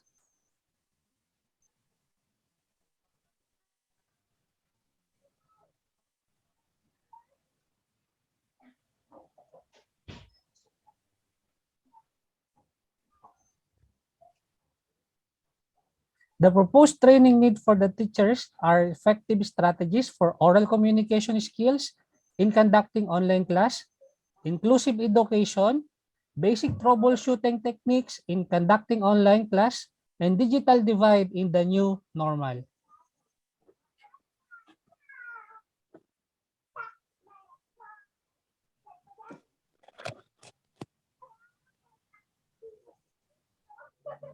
For conclusion, majority of the respondents experience a poor internet connection in conducting their online classes. Second, teachers has a poor pedagogical approach in conducting online class because of difficulty in engaging learners in the discussion and limited students are attending online class. Third, teachers experiences technical and hardware issues in conducting online class. Implication. This research serves as a basis in conceptualizing training for teachers, particularly on conducting online classes in the new normal. Recommendation. School principal may conduct trainings and seminars on teacher with regards to effective strategies for oral communication skills in conducting online class, inclusive education in the new normal, and basic troubleshooting techniques in conducting online class. Top management should institutionalize the giving of assistance on internet load to teacher and student to avoid digital divide. The study may be replicated using other variables to validate the findings of the study. A pleasant day, everyone. We are pleased and humbled to present to you our research topic entitled Teaching Science Research in the New Normal. lessons, challenges, and future directions. I am Marvin J. Imami. With me are my co-researchers, Mr. Eric Lawrence Gandia and Mr. Celso L. Latosa. We are from the Schools Division of Cavite Province from Emiliano Triatirona Memorial National Integrated High School. The COVID-19 pandemic caused a massive worldwide concern, including education sector. In the Philippines, the Department of Education developed a Basic Education Learning Continuity Plan or the BELCP. Although the BELCP has been a huge help, it still has not fully addressed the needs of science research. A specialized subject for SSC program which includes writing science investigatory projects. As school faced COVID-19 pandemic, the curriculum guide for research in the SSC program has not been revised and no MELCs have been provided. Research teachers face the dilemma in the instructional content and delivery. With this, the study wished to examine the lived experiences of science research teachers in research instruction in the new normal. The outcomes of this study can be used as basis for future policy making, especially on curriculum design and instruction. It is in this premise that this research aims to answer these three research questions. Phenomenological approach was employed in this study wherein the selection of participants were based on purposive sampling, concentrating on 10 public secondary school science teachers handling research subject under the Special Science Curriculum Program within the North Unit of the Schools Division of Cavite Province during the school year 2021-2022. Data were gathered through face-to-face semi-structured interviews and focus group discussions. Responses were transcribed verbatim and translated to English prior to polling. Afterwards, rigorous analysis were conducted involving identifying the emerging trends which were in phrases or words. Member checking was done to ensure that the votes are representations of the participants' life experiences before the generation of themes. The essence of the personal and professional lessons and challenges realized by science research teachers during instruction in the new normal can be summarized into four major themes. The first one is that science research teachers were caught off guard in terms of instructional preparation in the new normal. It was evident that there is a lack of available learning resources, both print and non-print learning resources, which are for the intended use of learners and teachers. And at the same time, the MELCs that were provided by the DepEd to be used during the new normal instruction were limited only to the basic subjects, and thus there is an absence of the most essential learning competencies or MELCs specifically for science research. The second thing is that science research teachers do not perceive themselves as confident enough to teach research in the new normal. In fact, all of them express hesitations in teaching research because of lack of proper training and misalignment of specialization. The third observation is that science research teachers had to be resourceful in order to meet the demands of the new normal of instruction. These teachers were able to exercise resilience to meet the challenges by being resourceful in terms of planning and designing instructional materials. They are challenged with the actual research conduct. Given the limited exposure of learners in the laboratory and the lack of skills in handling the laboratory equipment, these science research teachers face the challenge on structuring, advising, and monitoring studies of their learners that are already in the experimentation stage. The emerging themes in the lessons and challenges experienced by science research teachers during instruction in the new normal can be summarized into two. The first one is that instructional support for science research teaching needs strengthening. The second theme is that capacity building for science research teaching is very essential. Lastly, the following are the developmental plans toward improvement of science research instruction in the new normal. The first is the importance to have a provision of most essential learning competencies for science research. Second is the development of a research manual. Third is a capability training on science research instruction. And lastly is the right shop on the development of learning resources for science research. And with that, we end our presentation. Thank you very much and have a good day. Reading is one key foundational skill students need to acquire and master to meet the demands of the 21st century. Good day, everyone. Allow me to present my study titled Reinforced Home Reading Remediation Program Addressing the Reading Level Gaps of Junior High School Students.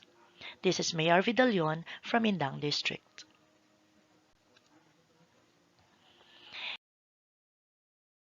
In its mission to make every child a reader, the Department of Education has been exhausting ways to dramatically strengthen reading instruction and remediation to enhance reading levels of students, resulting in their academic success. Hence, all schools are mandated to have a research based and data driven reading program to address these pressing academic concerns. In the last 3 consecutive school years, we have witnessed a number of incoming grade 7 frustrated readers in Indang National High School. Despite this, DepEd has continuously been expanding its initiatives and resources to promote and sustain reading and literacy skills among learners. Anchored with DepEd's nationwide initiative, Hamon Bawat Bata Bumabasa, the researcher, supported by concerned learning leaders, has been propelled to devise reinforced home reading remediation program. The current study seeks answers to the following questions. 1. What is the reading level equivalent of grade 7 students before the reinforced home reading remediation program? 2. What is the reading level equivalent of grade 7 students after the reinforced home reading remediation program? 3. Is there a significant difference on the reading level of grade 7 students before and after the reinforced home reading remediation program?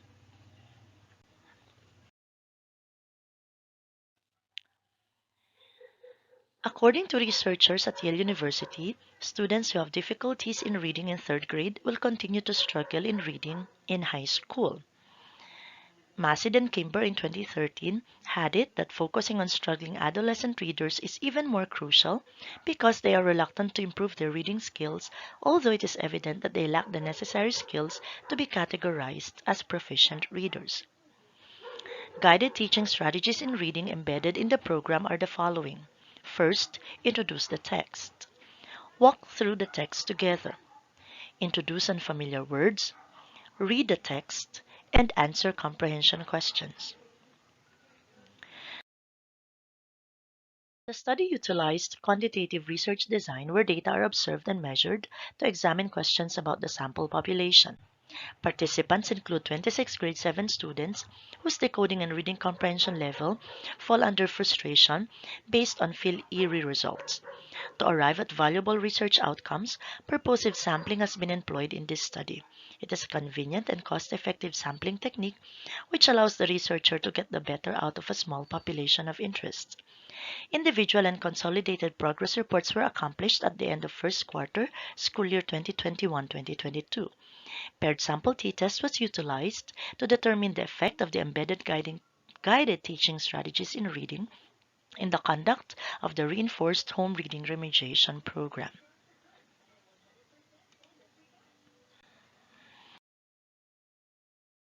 Table 1 shows oral and silent reading pretest results. Pretest standard deviation result for oral reading shows that learners had varied reading miscues.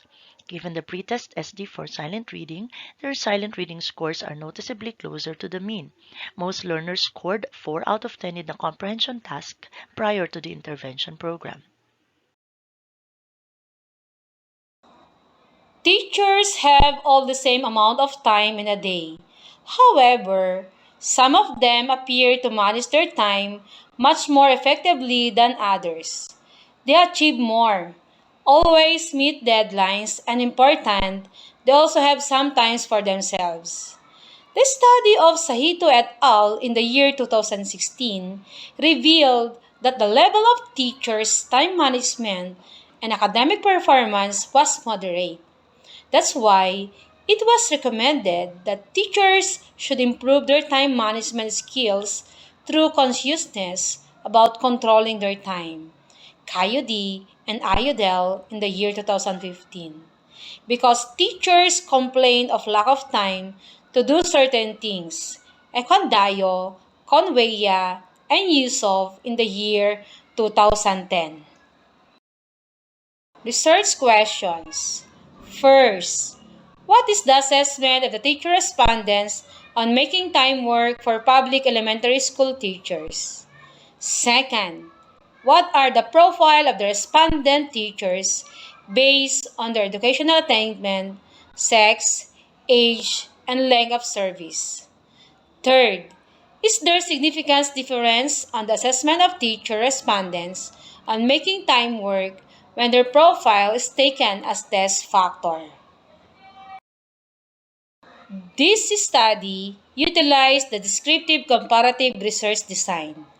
Descriptive comparative research design is an approach in research where a variable is described through the use of numeral data.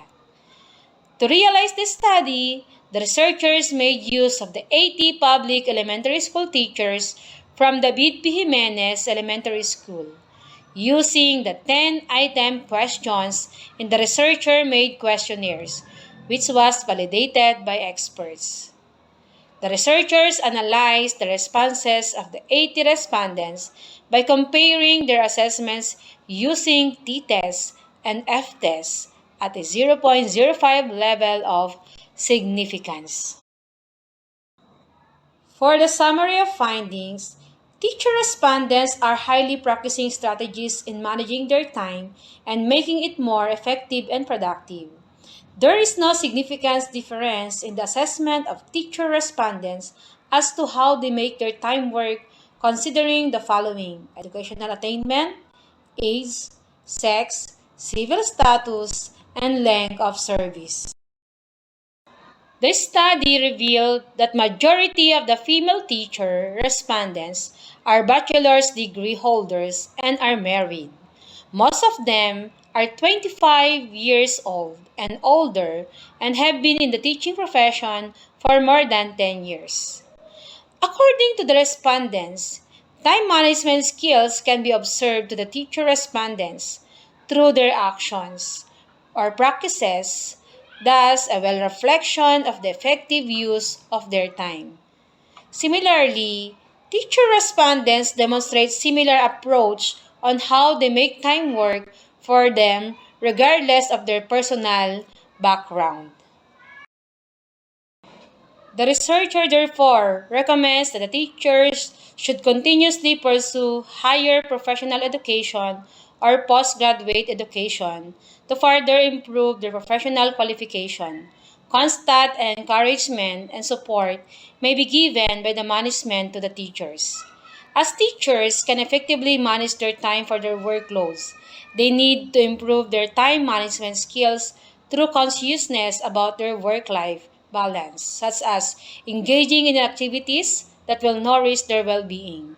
And it is suggested to assess the impact of time management skills of teachers to the learner's academic performance.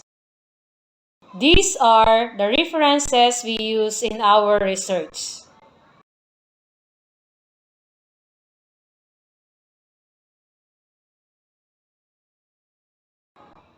Thank you very much and God bless us all. Good day everyone, this is Michael P. Romera, the School Principal 2 from SDO Cavite Province. I'll be presenting to you a study entitled Competencies of Information and Communication Technology or ICT Teachers in the Schools Division Office of Cavite Province, Basis for E-Learning Enhancement Plan.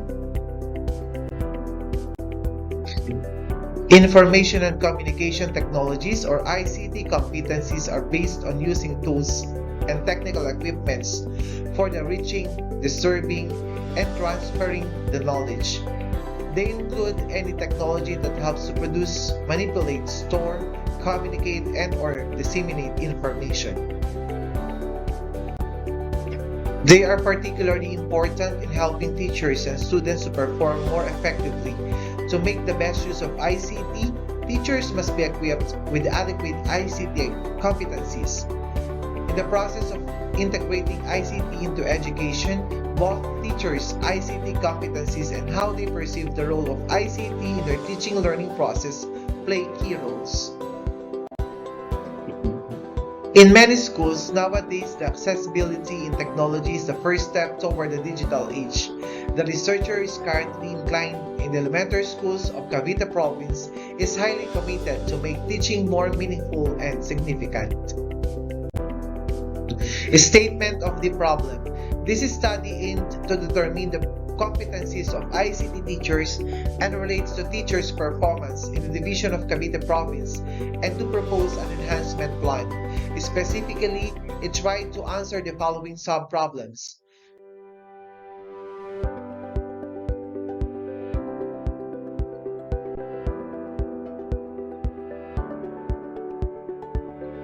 Research design. This study used a descriptive survey design. This research sought to solicit information by asking respondents questions on their level of computer literacy. This study aimed to determine the level of competencies in ICT and teachers' performance in selected elementary schools in the division of Cavite Province. The respondents of the study composed of 70 ICT officers, 122 school heads or key administrators, and 320 elementary teachers with a total of 512 respondents. The study was limited to the ICT teachers among public elementary school, the school heads or key administrators, and ICT specialists. They were chosen due to their proximity and availability. Research instrument. The survey questionnaire used as the primary instrument in the gathering of data and information necessary for this study. This survey questionnaire had done a series of revision and correction to suit the variables or criteria for clear and specific understanding of the supposed respondents. Research instrument. The survey questionnaire used as the primary instrument in the gathering of data and information necessary for this study. The survey questionnaire had done a series of revision and correction to suit the variables or criteria for clear and specific understanding of the supposed respondents. For the data gathering procedures, the following steps were undertaken.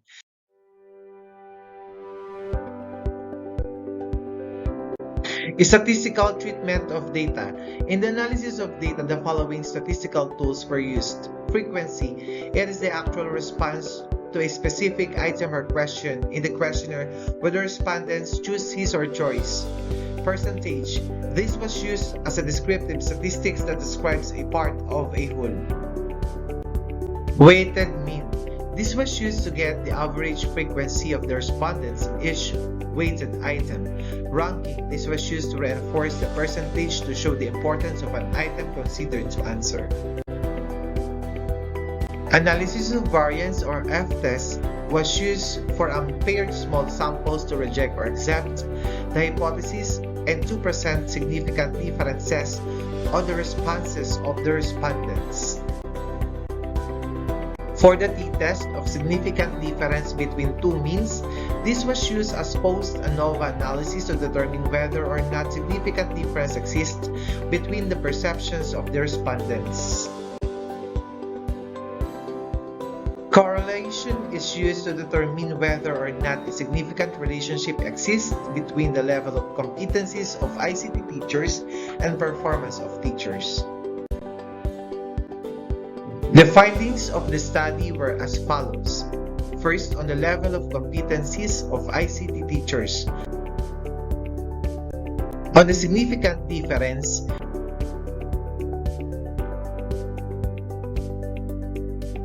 on the performance of teachers for the last 3 years. Fourth, on the significant relationship. Fifth, on the facilitating and hindering factors. Hello everyone, I am Nanette D. Halon from the Division of Cavite Province presenting Status of Program Salik Suri in Carmona National High School, Basis for Continuous Improvement Program.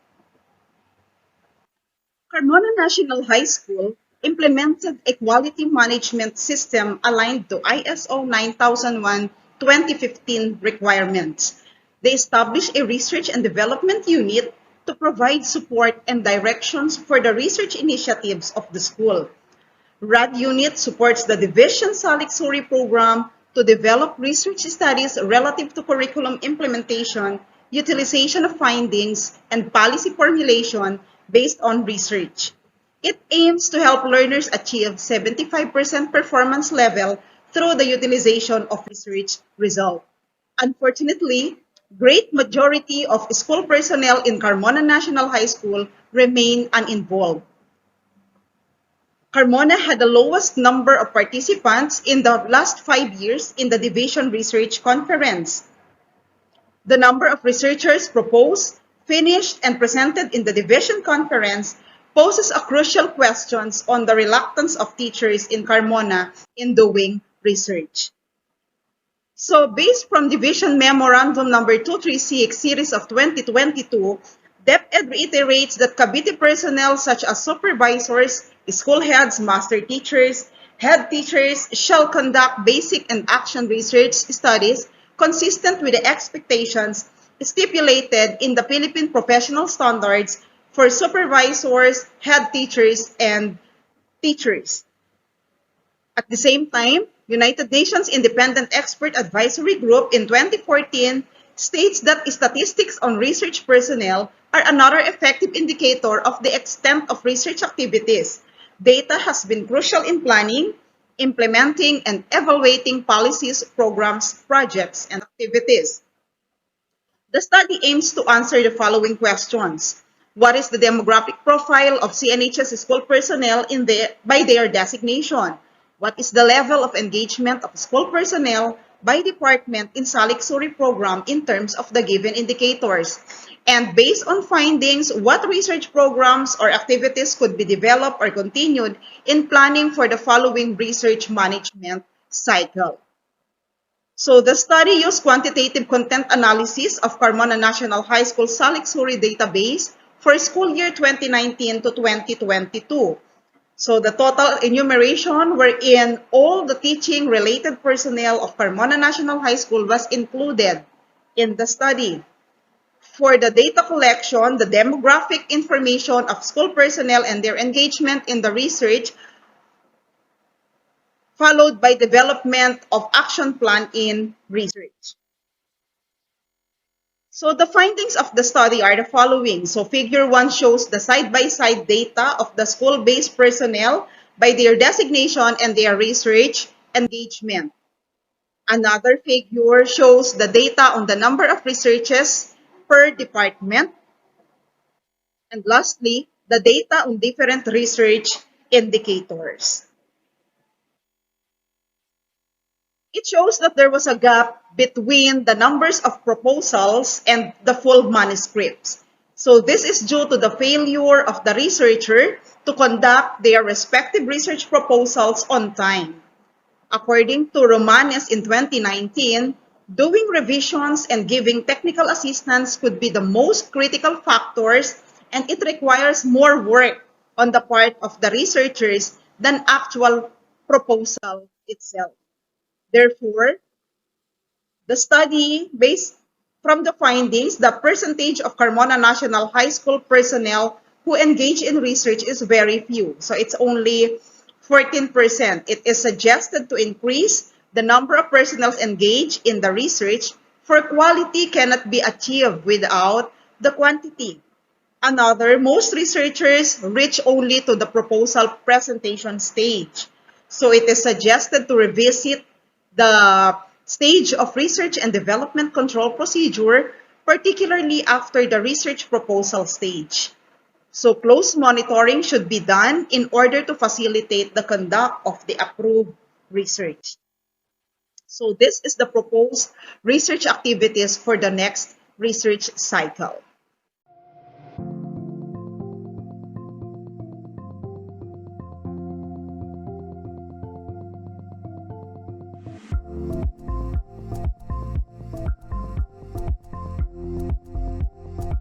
Reading is one of the fundamental skills an individual must develop since childhood. However, it is a sad reality that learners reach the secondary level without fully developing this skill. This need has been a constant problem among schools in all levels. Amaya School of Home Industries has established reading projects that cater to the needs of the learners in reading and comprehension, anchored to the Division Project Spark of Power It Up and a support to DepEd's Hamon Bawat Bata Bumabasa or 3Bs initiative. These reading projects exist in different learning areas, addressing varied reading concerns on their own. However, there is no school reading program developed yet in the previous years. Meanwhile, the roles of the learning facilitators have shown significant impact to the reading performance of the learners, especially during the time of pandemic. However, not all learning facilitators had fully developed the skill in reading. So the question is, are they qualified to become reading facilitators? This study aims to determine the correlation between the reading level of the struggling readers and their home facilitators, which will become the strong basis in designing and proposing for an effective and efficient school community reading program that will cater not only the struggling readers of the school but also their home facilitators. The following literature and studies were considered and reviewed.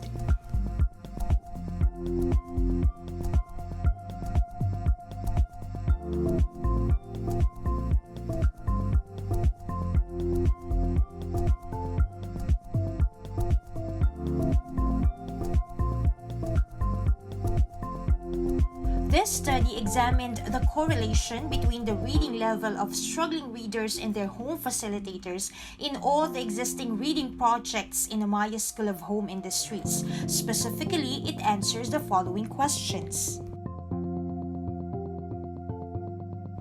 For our research methodology, the following are significant details regarding the participants, sampling techniques, data collection, data analysis, ethical issues, and research instrument.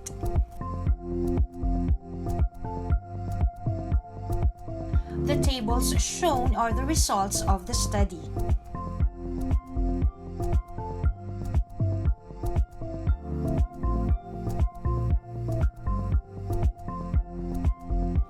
The result of this study proves that there is indeed a need to design a reading program that will cater not only the struggling readers across all learning areas, but also their home facilitators. For a more organized and guided set of reading activities, a school community reading program, dubbed as Program Craft, is created to synchronize the reading projects across all learning areas to achieve a unified goal of intensifying intervention for improved reading skills of the learners. Program Craft has two major reading intervention activities catering both the struggling readers and their home facilitators in different and separate ways. Expanding the scope of the reading program and reaching more clients by extending it within the community it serves is the school's way of showing its genuine support to strengthen even more the school-community partnership. The result of this study guided the proponents of the program in designing and upgrading reading intervention that the learners, the school, and the community could benefit from.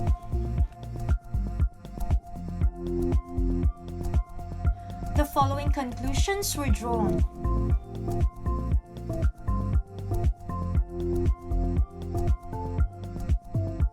The researchers proposed the following.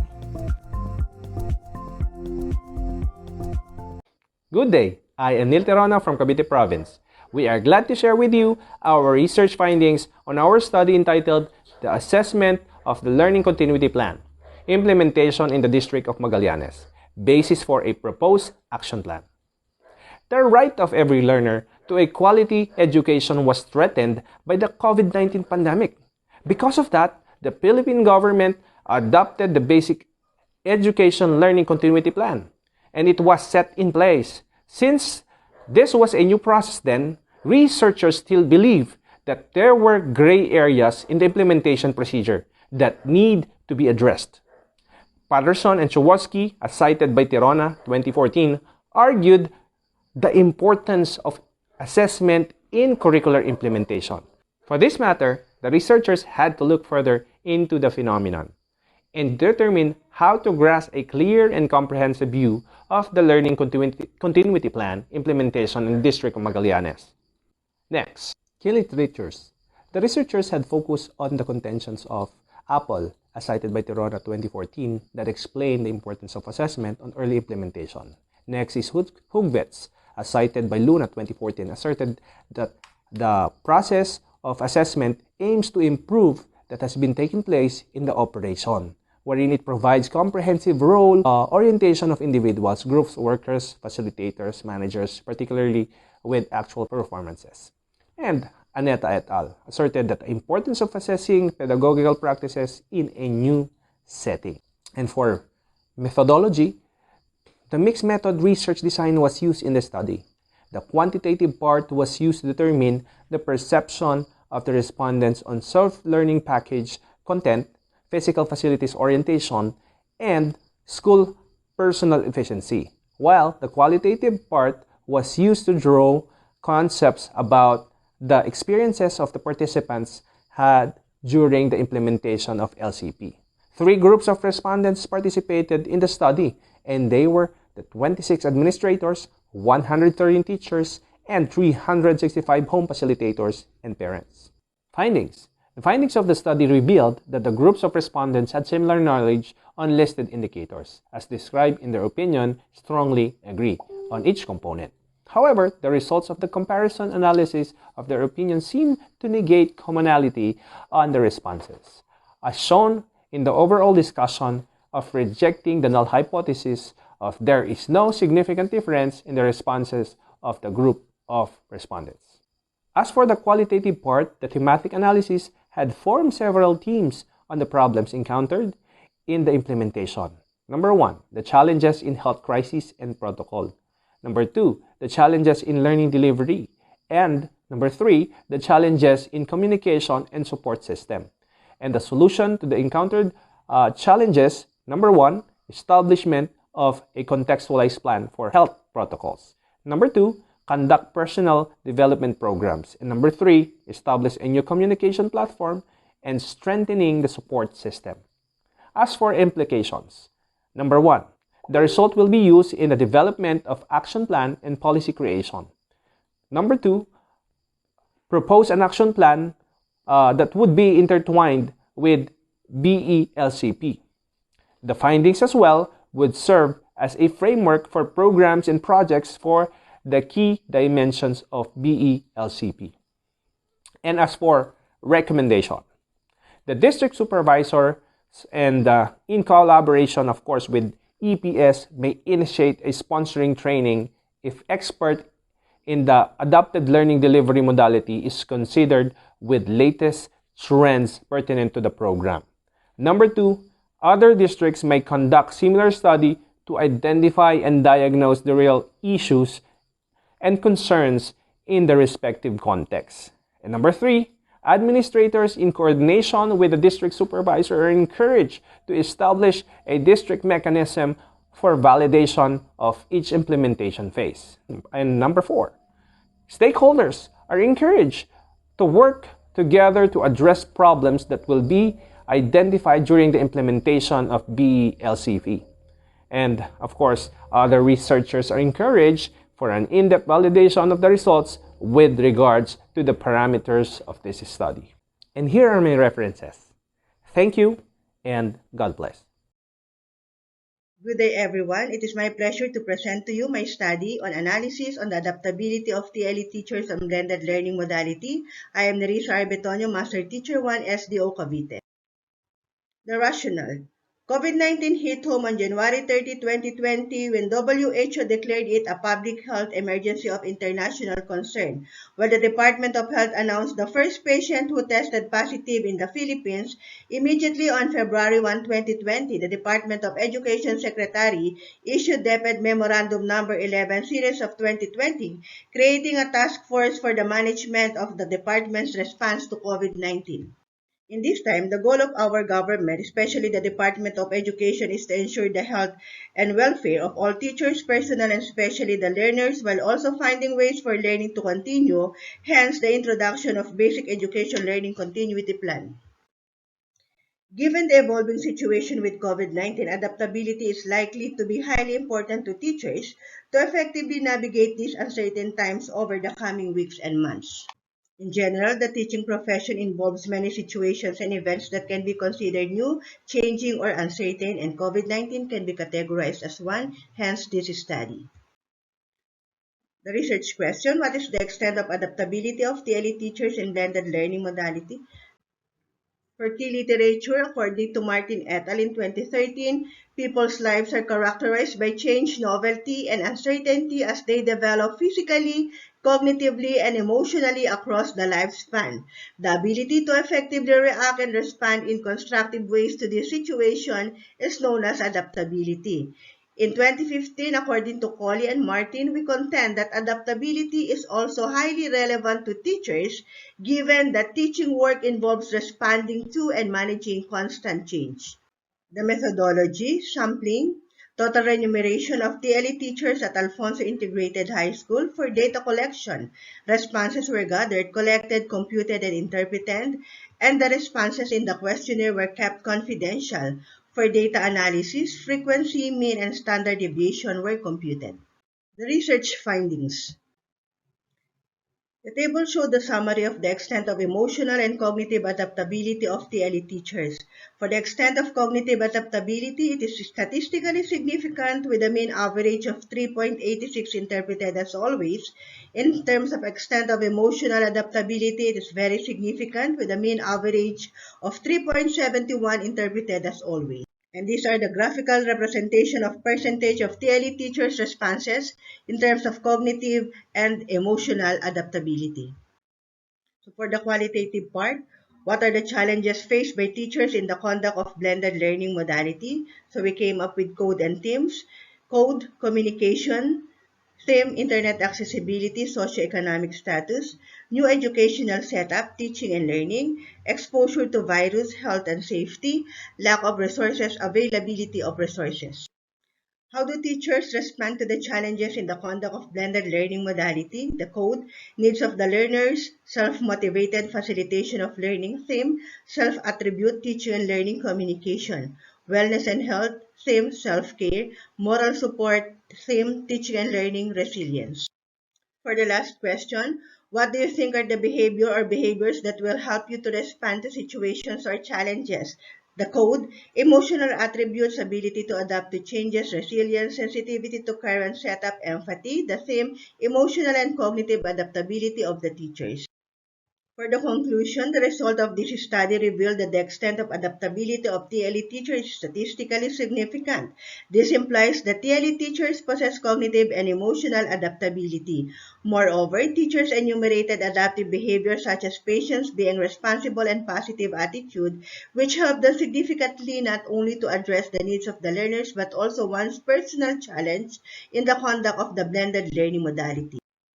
For the recommendations, there should be another study which will include not only TLE teachers in order to further define the needs of the teachers, and it is also suggested that there would be a separate study on cognitive behavior and emotional behavior to attest the adaptability of the teachers. The references. So that's the end of my presentation. Again, I am Nerissa Arbetonio, Master Teacher 1 of Alfonso Integrated High School with my research analysis on the adaptability of TLE teachers on blended learning modality. Thank you very much. Ito po ang mobile language game sa wastong gamit ng pandiwa, pang-uri at pang-abay. Ako po si Narlito M. Del Mundo mula sa Cavite Province. Para sa rasyonale, sa pag-aaral ni Basilia Cavavades 2020, every learning institution needs to study how successful online learning is in providing quality education and outcomes-based education to students. Gayun din sa pag-aaral ni Green, gamers engage in activities which demand high focus and decision-making, many of which are transferable to learning and other activities. Layunin ng pag-aaral na masukat ang paggamit ng MLG or the Mobile Language Game sa wastong gamit ng pandiwa, pang-uri at pang-abay ng baitang 4 ng paaralang elementarya ng Halang Banay-Banay taong panaruan 2021-2022. Tinugunan na nasabing pag-aaral ang mga sumusunod. Ano ang kasalukuyang estado ng mga mag-aaral tungkol sa wastong gamit ng pandiwa, pang-uri at pang-abay? Ano ang epekto ng MLG or the Mobile Language Games sa pag-aaral ng wastong gamit ng pandiwa, pang-uri at pang-abay ayon sa panimula at panapos na pagtataya? Ikatlo, ano ang kaugnayan ng resulta ng panimula sa panapos na pagtataya? At ang ikaapat, anong talatakdaang gawain ang may bibigay sa pagpapalawig ng paggamit ng MLG? Bilang strategiya, o intervention, ang MLG ay isang aplikasyon na gagabay sa mga mag-aaral sa wasong gamit ng pandiwa, pang-uri at pang-abay. Nilalaman nito ang pagpapaliwanag kung paano ito lalaruin, gayon din ang antas na unang level, ikalawa at ikatlong antas. Ang lahat ng nilalaman nito ay nasuri batay sa konteksto, sa wika ortografiya at sa mukhang pahina o layout. Kinakailangan muna mabigyan ng paunang pagtataya ang mga bata, nilapatan ng interbensyon at ang panapos na pagtataya. Sa data analysis plan, ang mean at standard deviation ay ilalapat mula sa resulta ng panimula at panapos na pagtataya. Ginamitan ng t-test upang masukat ang kaugnayan ng bawat resulta ng panimula sa panapos na pagtataya. Narito ang naging resulta. Sa talahanayan unang isa, lagom ng puntos ayon sa kaalaman, 0.20 to 0.40 ang mahusay, 0.41 to 0.60 higit na mahusay, 0.61 o higit pa napakahusay. Sa talahanayan dalawa, ang resulta ng pretest at posttest gamit ang tradisyonal o ang module. Sa pretest na naitala ng 2.97, posttest 3.37, pagkakaibang 0.40 sa antas ng kaalaman na mahusay. Para naman sa talahanayan tatlo, ang paggamit ng MLG sa pagtuturo, sa pretest 3.17, posttest 3.19, pagkakaibang 0.74, napakahusay. Sa talahanayang apat, ang pagkumparahin ang naging resulta ng tradisyonal sa paggamit na mula sa tradisyonal ay 0.55 at paggamit ng MLG ay 0.82 na nagkaroon ng pagkakaibang 0.27 na antas ng kaalamang pinakamahusay.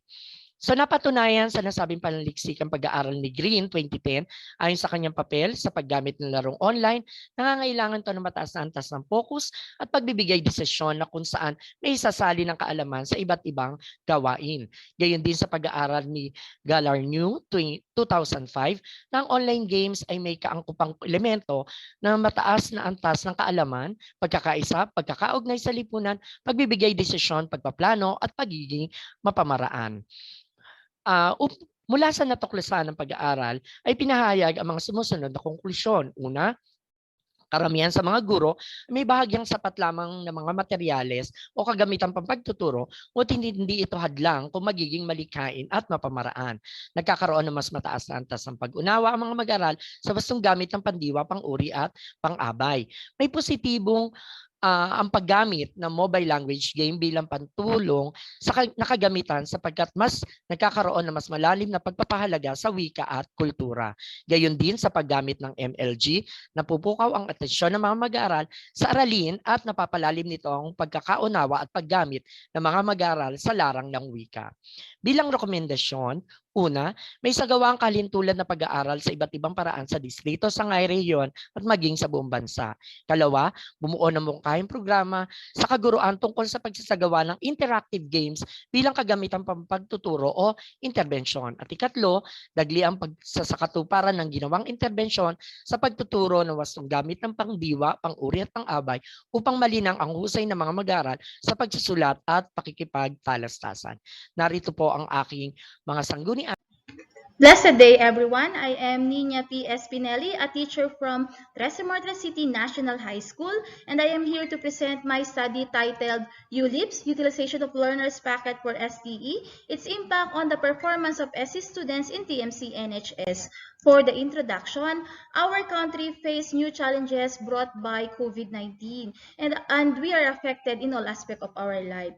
In terms of education, our government, together with the Department of Education, find ways on how to deliver instruction in time of pandemic, where students' health will not be at risk. So DMCI 2020-00162 and RO number 262 series of 2022 were issued. They both focuses on the proposed action to address potential challenges in implementing the DLMD.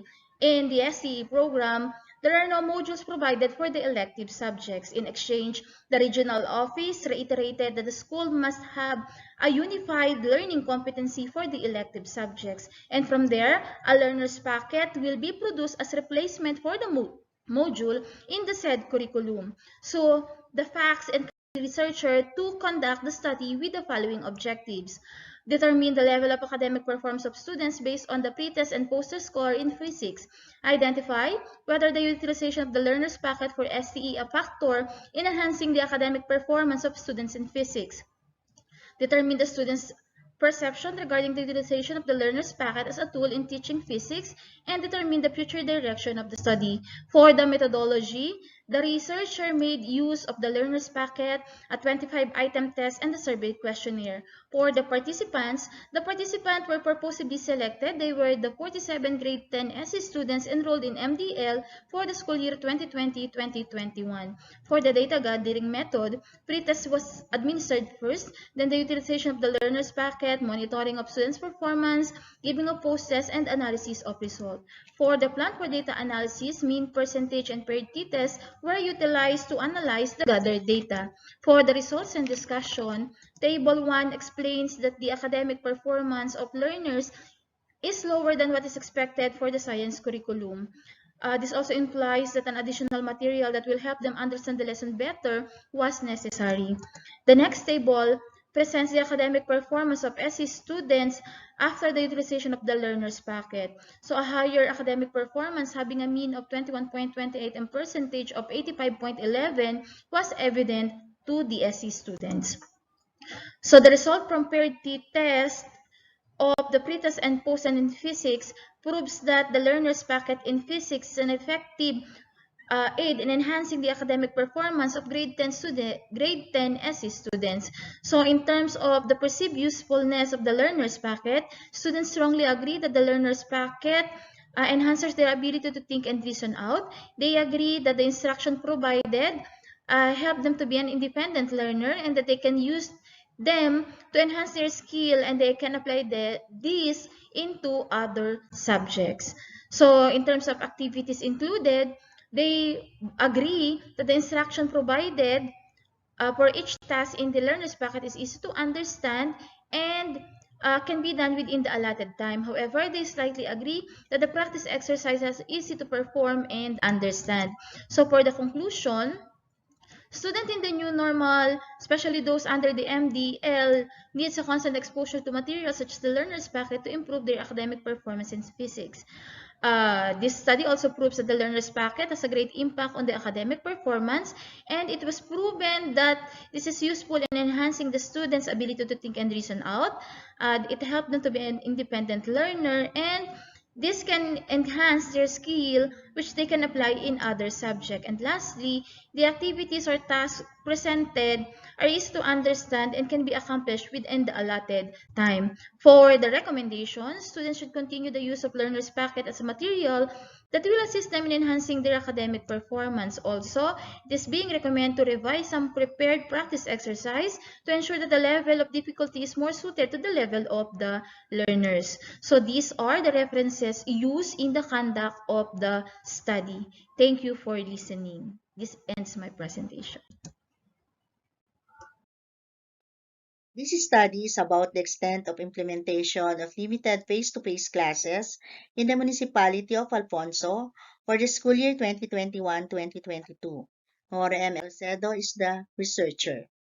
This study aims to determine the readiness of the school to implement the limited face-to-face classes, identify the challenges encountered, collect the interventions and best practices of all the elementary and secondary schools in the municipality of Alfonso, describe and assess the results and outcome of the implementation of the limited face-to-face classes.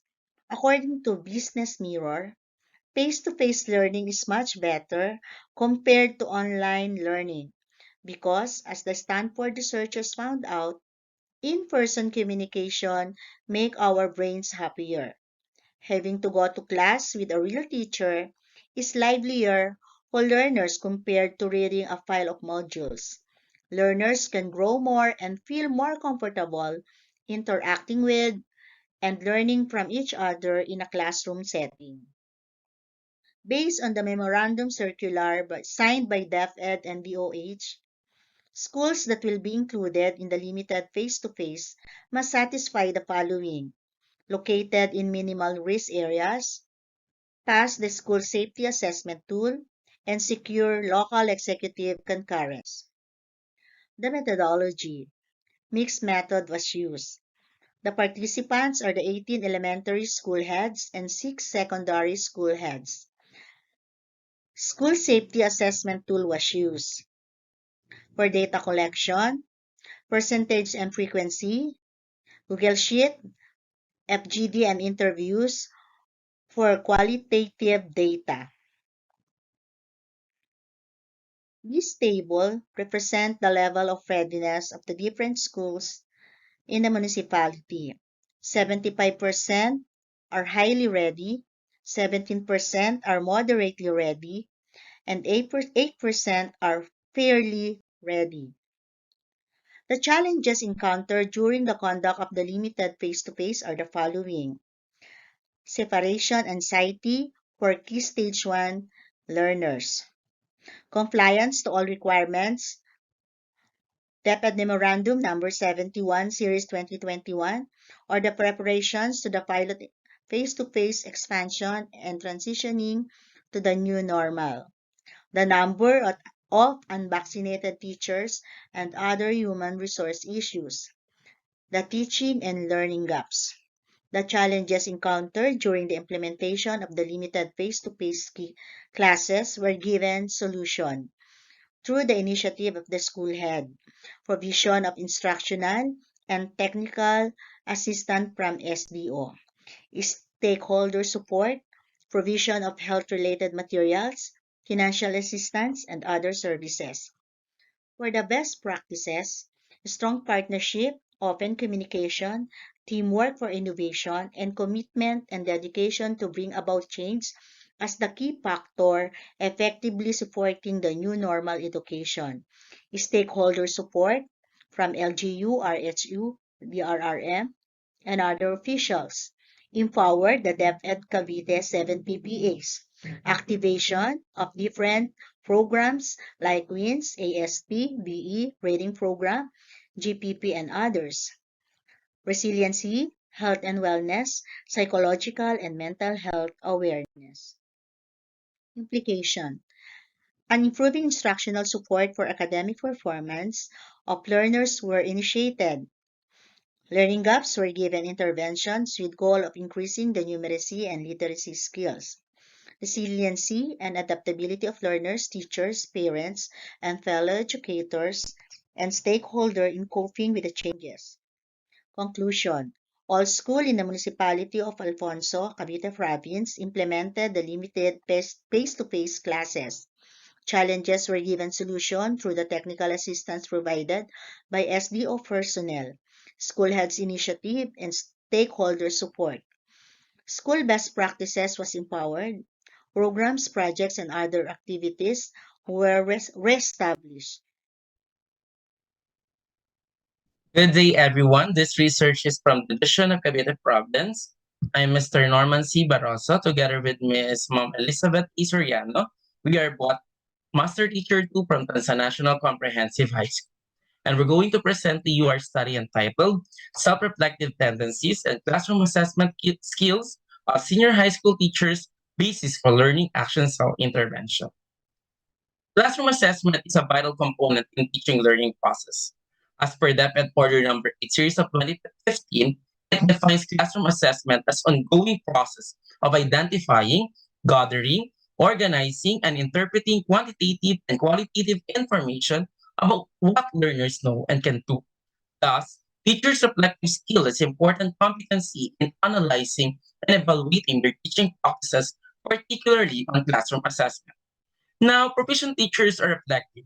Being reflective is an indicator of good assessment practice. However, assessment is commonly used just to identify scores and list mastered competencies. Now, how and why? Putting assessment as an end and not a means of learning, put it to the least prioritized activity in the process. Now, in terms of research question, this study aims to identify the self-reflective tendencies and classroom assessment skill of senior high school teachers. It seeks to answer the following question. First, what is the profile of the respondents of the study in terms of years of teaching experience and nature of previous work or profession? Second, What are the stages on self-reflective assessment practices of senior high school teachers based on the continuum of self-reflection? Third, what is the senior high school teacher's level of assessment skill based on the assessment practices? And the last one is there a significant relationship between and among the variables? Now, in terms of scope and limitation, all senior high school teachers in TNCHS during the school year 2019-2020 were the respondents of the study. Two sets of tools were utilized. First, Holland Simeral 2015 Reflective Self-Assessment Tool, and the Luca Lapointe Mactawan and Luhanga 2016 Classroom Assessment Inventory. Now, in terms of methodology, the study utilized a quantitative research design, specifically a descriptive correlational study. For profiling, we use frequency count, percentage, and weighted mean. And to identify the relationship exists between and among the variables, we use chi-square.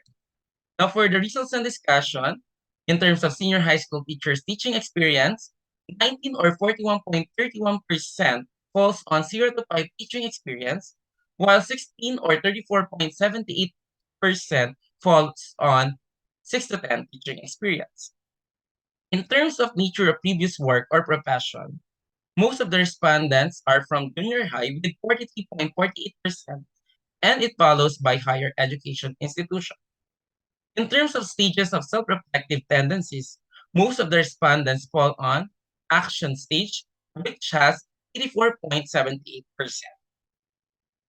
In terms of senior high school teachers' level of classroom assessment skill, it has 25 indicators and it focuses on this 17 topics.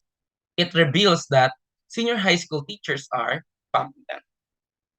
Now, in terms of significant relationship exists between and among the variables, it reveals that there is no significant relationship between and among the variables. Now, however, the cross-tabulation of the data reveals that the lower the years of teaching experience, the more conscious the teachers are in their stage of on self-reflective assessment practices. Teachers who have 6 to 10 years of teaching experience assess their classroom assessment skill as expert. In terms of nature of work, senior high school teachers from junior high and HEIs are expert in the level of classroom assessment skill, while those from industries perceive themselves as proficient. Senior high school teachers whose nature of previous work are from HEIs and industry are more conscious in their classroom assessment. Moreover, all senior high school teachers who are from junior high schools are in the stage of action in terms of classroom assessment. Teachers who are conscious assess themselves as expert, while those who are in action perceive themselves as competent. Self-reflective tendencies and classroom assessment skills of senior high school teachers have no significant relationship exist between and among the variables. However, a closer look on the cross-tabulation data showed that teachers' self-reflective tendencies do not jive with their classroom assessment skills. The perceived stage differ from the classroom assessment practice, and this discloses a need for reorientation and realignment of teachers' understanding and expectation of assessment in classroom through series of back intervention, most especially for new teachers. Now that's the end of our research, and we just want to share this one. Reflection of classroom assessment practices is a threshold for quality assessment. Quality assessment assures the delivery of quality education. That's all. Thank you and God bless. Makakamit pa ba ng mga batang estudyanteng ina ang kanilang pangarap sa kabila ng dobleng responsibilidad na meron sila? Tayo bilang guro, ano ang kaya nating gawin upang masolusyonan ang suliraning ito? Come with me as I present my research entitled Exploring the Educational Challenges of Student Mothers in the Transition to Motherhood, a Plan for Intervention. I am Ms. Rachel A. Paril from SDO Cavite Province, Luksuhin Integrated School. At para simulan ang aking pananaliksik, let's move on to my rationale. So this study will be focused on the teenage pregnancy, motherhood, and educational challenges. Nais malaman ng mananaliksik kung ano ang kaya pa nating gawin upang malampasan ng mga mag-aaral ang pagsubok na meron sila bilang ina at bilang estudyante. For the key literature, we'll be focusing on educational challenge. The studies on teenage pregnancy suggested that statistically, young mothers face a life of poverty, have lower levels of education, and have fewer opportunities in the workplace. Students who become pregnant are more likely to drop out of school, and teenagers who drop out of the school are more likely to become pregnant. For the methodology, the researcher used purposive sampling, and the participants are aged 13 to 19 who care for a child below 7 years of age. Students of three big schools of Alfonso Integrated National High School, Luksuhin Integrated School, and Kaititinga Integrated School. So the researcher used one-on-one interview with the informal and open-ended question, and for the data analysis, the researcher used discovery and interim analysis strategies. For the findings, for the table 1, the demographic characteristic of participants. So kung papansinin po natin, ang atin pong mga student mothers ay may age 14 to 18 years of age at ang kanilang mga napangasawa ay 10 years po ang age gap nila. Karamihan po sa kanila ay nasa field ng agriculture at the same time ay ng construction careers. So yun po ang findings natin for the demographic characteristic. Para naman po sa ating respondents transition to motherhood, the results found out that the three categories such as emotional and mental distress, physical problems, and increasing burden of responsibility and its outcome. It's undeniable that the transition of being a parent is not easy, especially for the young women. Participants shared their experience after learning that they were pregnant. Their initial reaction was they were shocked and afraid. For the table number 3, the respondents' educational challenges as affected by motherhood transition. The results found out the three categories such as receive insufficient support, increasing burden of responsibility, and the role conflict. After knowing the findings of the research, this is the implication of the researcher. Student mothers have faced many physical, mental, psychological, and social challenges. Difficulty in managing their time led to the lack of time with their baby and their study. Furthermore, based on the results, one parent's role was being hampered because they need to fulfill the student's role or vice versa. And for the recommendation for the administrators or researchers, teachers, they must design a program that can help to support their students who are mothers. So the project proposal entitled Project Helps Helping and Ensuring the Learning Progression of the Student Mothers. For the government, a program that can help a student mother such as intervention program like alternative learning system, financial support, and seminar. So these are the references that the researcher used. So once again, I am Miss Rachel A. Paril from SDO Cavite Province with the research entitled Exploring the Educational Challenges of Student Mothers in the Transition to Motherhood, a Plan for Intervention. Thank you.